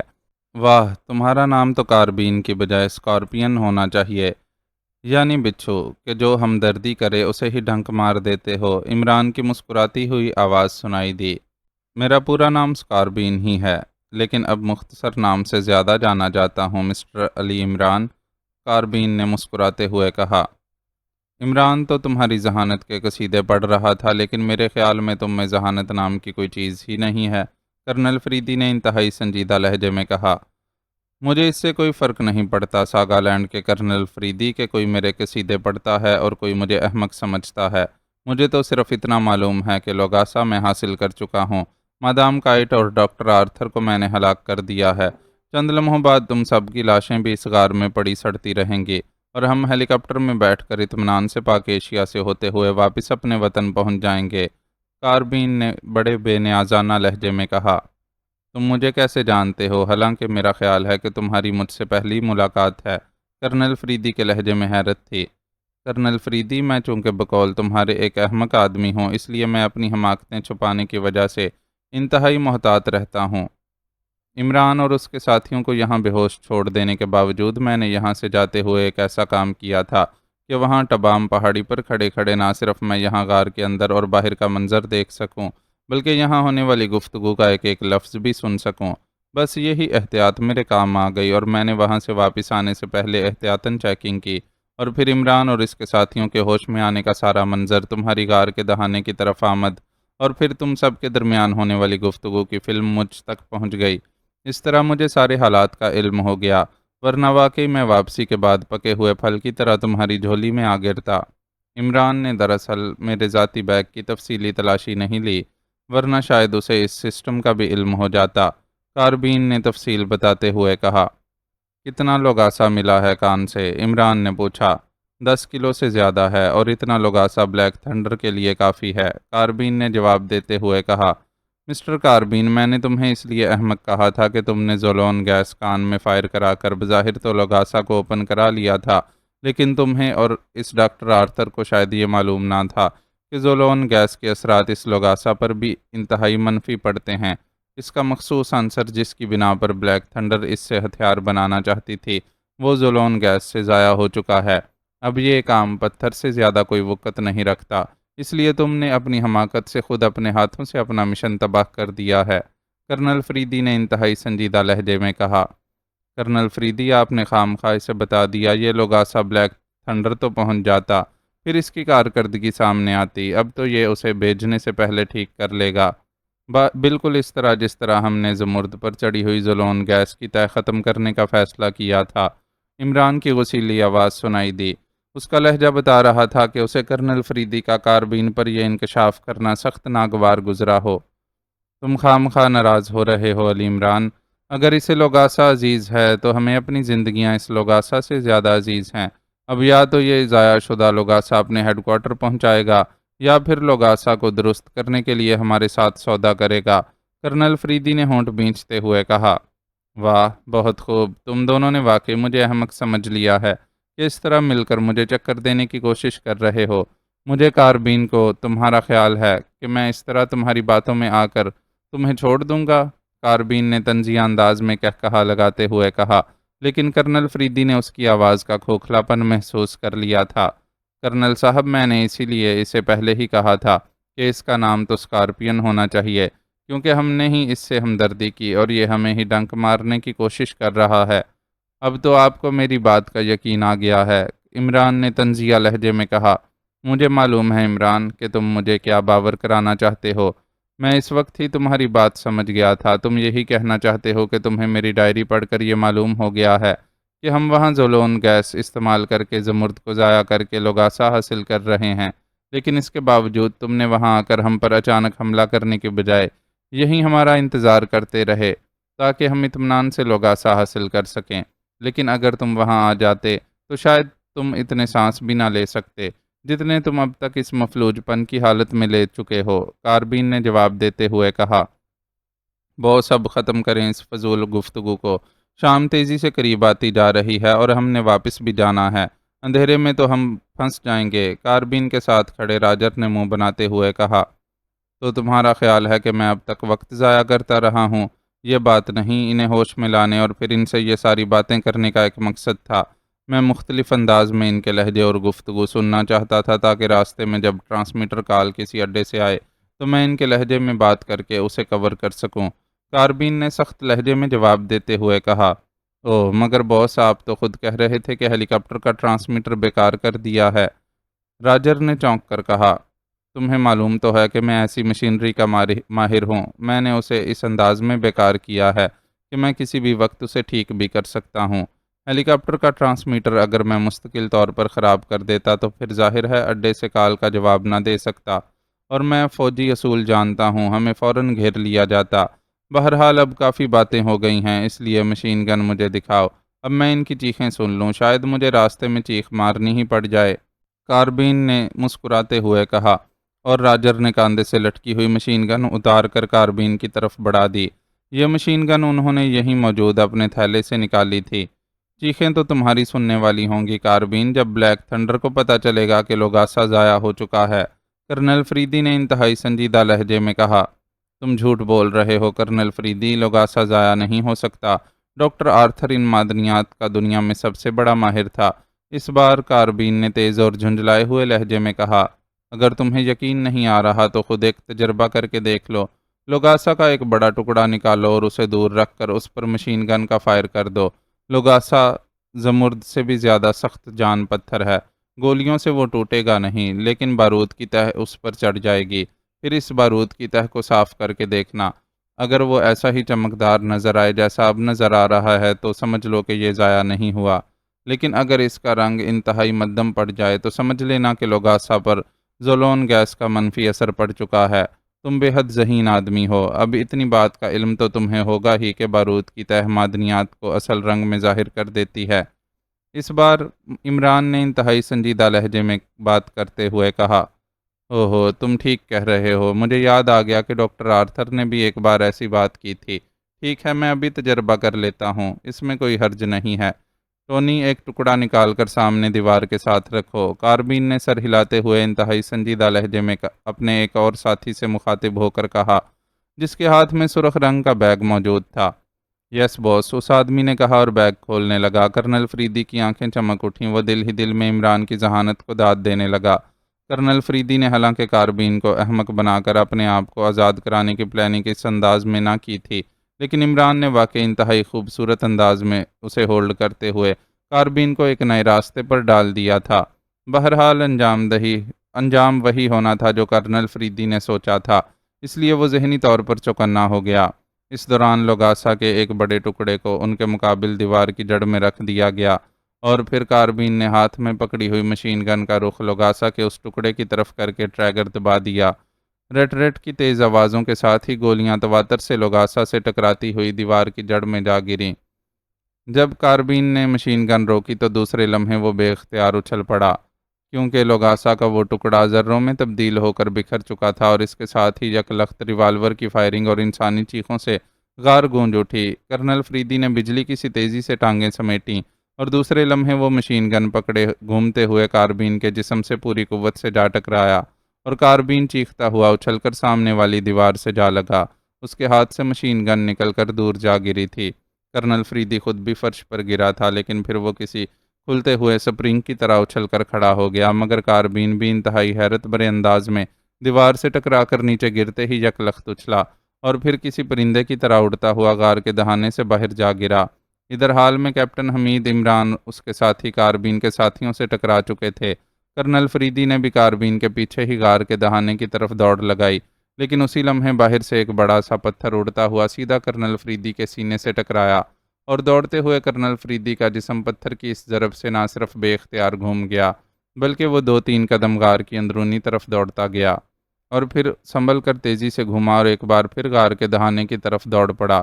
غار کے دہانے سے باہر نکلتے ہی اس نے ایک سائیڈ پر موجود ہیلی کاپٹر کو فضا میں بلند ہوتے دیکھا تو اس کا پائیدان پکڑنے کے لیے اس نے اونچی افقی چھلانگ لگائی، لیکن اچھا خاصا جمپ لینے کے باوجود پائیدان صرف چند انچ اس کے بلند ہاتھوں سے اونچا رہ گیا اور کرنل فریدی بے اختیار آگے کی طرف دوڑتا چلا گیا، جبکہ ہیلی کاپٹر انتہائی تیز رفتاری سے فضا میں بلند ہوتا ہوا گھوم کر اس غار والی پہاڑی کی سائیڈ سے دوسری طرف نکل گیا۔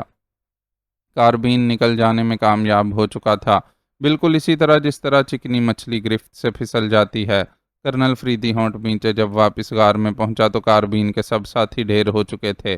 وہ نکل گیا، اگر آپ سامنے نہ آ جاتے تو میں اسے ڈھیر کر سکتا تھا۔ عمران نے، جو اس دوران شاید باہر آنے کی وجہ سے غار کے دہانے تک پہنچ چکا تھا، کرنل فریدی کو واپس آتے دیکھ کر رکتے ہوئے چونک کر کہا، تمہیں پہلے اسے گولی مارنی چاہیے تھی۔ کرنل فریدی نے ہونٹ بھینچتے ہوئے کہا۔ اس کی مشین گن کا رخ دوسری طرف تھا، لیکن اس کے ایک ساتھی کے ہاتھ میں مشین پسٹل تھا اور اس کا رخ ہماری طرف تھا، اس لیے پہلے مجھے اسے گرانا پڑا۔ اس دوران آپ سامنے آ گئے اور مجھے ہاتھ روکنا پڑا، اور اس ہاتھ روکنے کی وجہ سے کاربین کے ایک ساتھی کو موقع مل گیا اور اس نے لات مار کر میرے ہاتھ سے ریوالور نکال دیا۔ عمران نے واپس پلٹتے ہوئے کہا، اوہ ٹھیک ہے، اب میں سچویشن سمجھ گیا ہوں۔ بہرحال تم نے واقعی انتہائی ذہانت سے کام لیتے ہوئے کاربین کو مجبور کر دیا کہ وہ لوگاسا پر مشین گن کا فائر کھول دے۔ تمہارے ذہن میں یہ آئیڈیا اس آرٹانا کی بوتل کی وجہ سے آیا ہوگا، کرنل فریدی نے سر ہلاتے ہوئے کہا۔ کمال ہے کرنل فریدی، اب کاربین کے بعد آپ نے ذہانت کی گدی سنبھال لی ہے، ہماری باری نہ جانے کب آئے گی، عمران نے مسکراتے ہوئے کہا، اور کرنل فریدی بے اختیار ہنس پڑا۔ اس کا کاربین کے نکل جانے سے خراب ہو جانے والا موڈ اب بحال ہو چکا تھا۔ وہ کاربین کا تو کچھ کرنا ہے یا ایسے ہی باتیں کرتے رہیں گے، جولیا نے ہونٹ چباتے ہوئے کہا۔ وہ اب ہاتھ نہیں آ سکتا مس جولیا، کیونکہ اڈے والے یہی سمجھیں گے کہ یہ آپ کا ہیلی کاپٹر ہے، اور ایسے فوجی اڈوں سے بات کرنے کے لیے خصوصی ٹرانسمیٹروں کی ضرورت ہوتی ہے، جو اس ہیلی کاپٹر میں تو ہوگا، یہاں نہیں ہوگا۔ ویسے بھی جب تک ہم ٹرانسمیٹر کال کر کے اڈے والوں کو اطلاع دیں، وہ کسی بھی سرحدی شہر کے قریب اتر کر آسانی سے نکل جائے گا۔ بہرحال یہی غنیمت ہے کہ اس کا مشن ناکام ہو گیا ہے، باقی رہا اس کا پکڑنا تو ایسا کسی بھی وقت ہو سکتا ہے۔ میرا تو خیال تھا کہ اس سے سودے بازی کروں گا، لیکن عمران نے لوگاسا پر فائر کھلوا کر آرٹانا ریز پیدا کرا دیں۔ اس طرح ہمارے بے حس جسم حرکت میں آ گئے، کیونکہ آرٹانا محلول بھی بارود اور معدنی پتھروں سے ہی تیار ہوتا ہے۔ عمران کی بجائے کرنل فریدی نے جواب دیا، اب ہمیں جو یہاں سے پیدل مارچ کرنی پڑے گی وہ منافع میں رہے گی۔ عمران نے منہ بناتے ہوئے کہا، فکر نہ کرو، قریب ہی میری جیپ موجود ہے، تم وہ لے لینا، میں جیپ کے ٹرانسمیٹر سے کال کر کے دوسری جیپ منگوا لوں گا۔ کرنل فریدی نے مسکراتے ہوئے جواب دیا۔ اس لوگاسا کا کیا ہوگا؟ اچانک کیپٹن حمید نے کرنل فریدی سے مخاطب ہو کر کہا۔ اس نے اس دوران لوگاسا والا سرخ بیگ اٹھا لیا تھا۔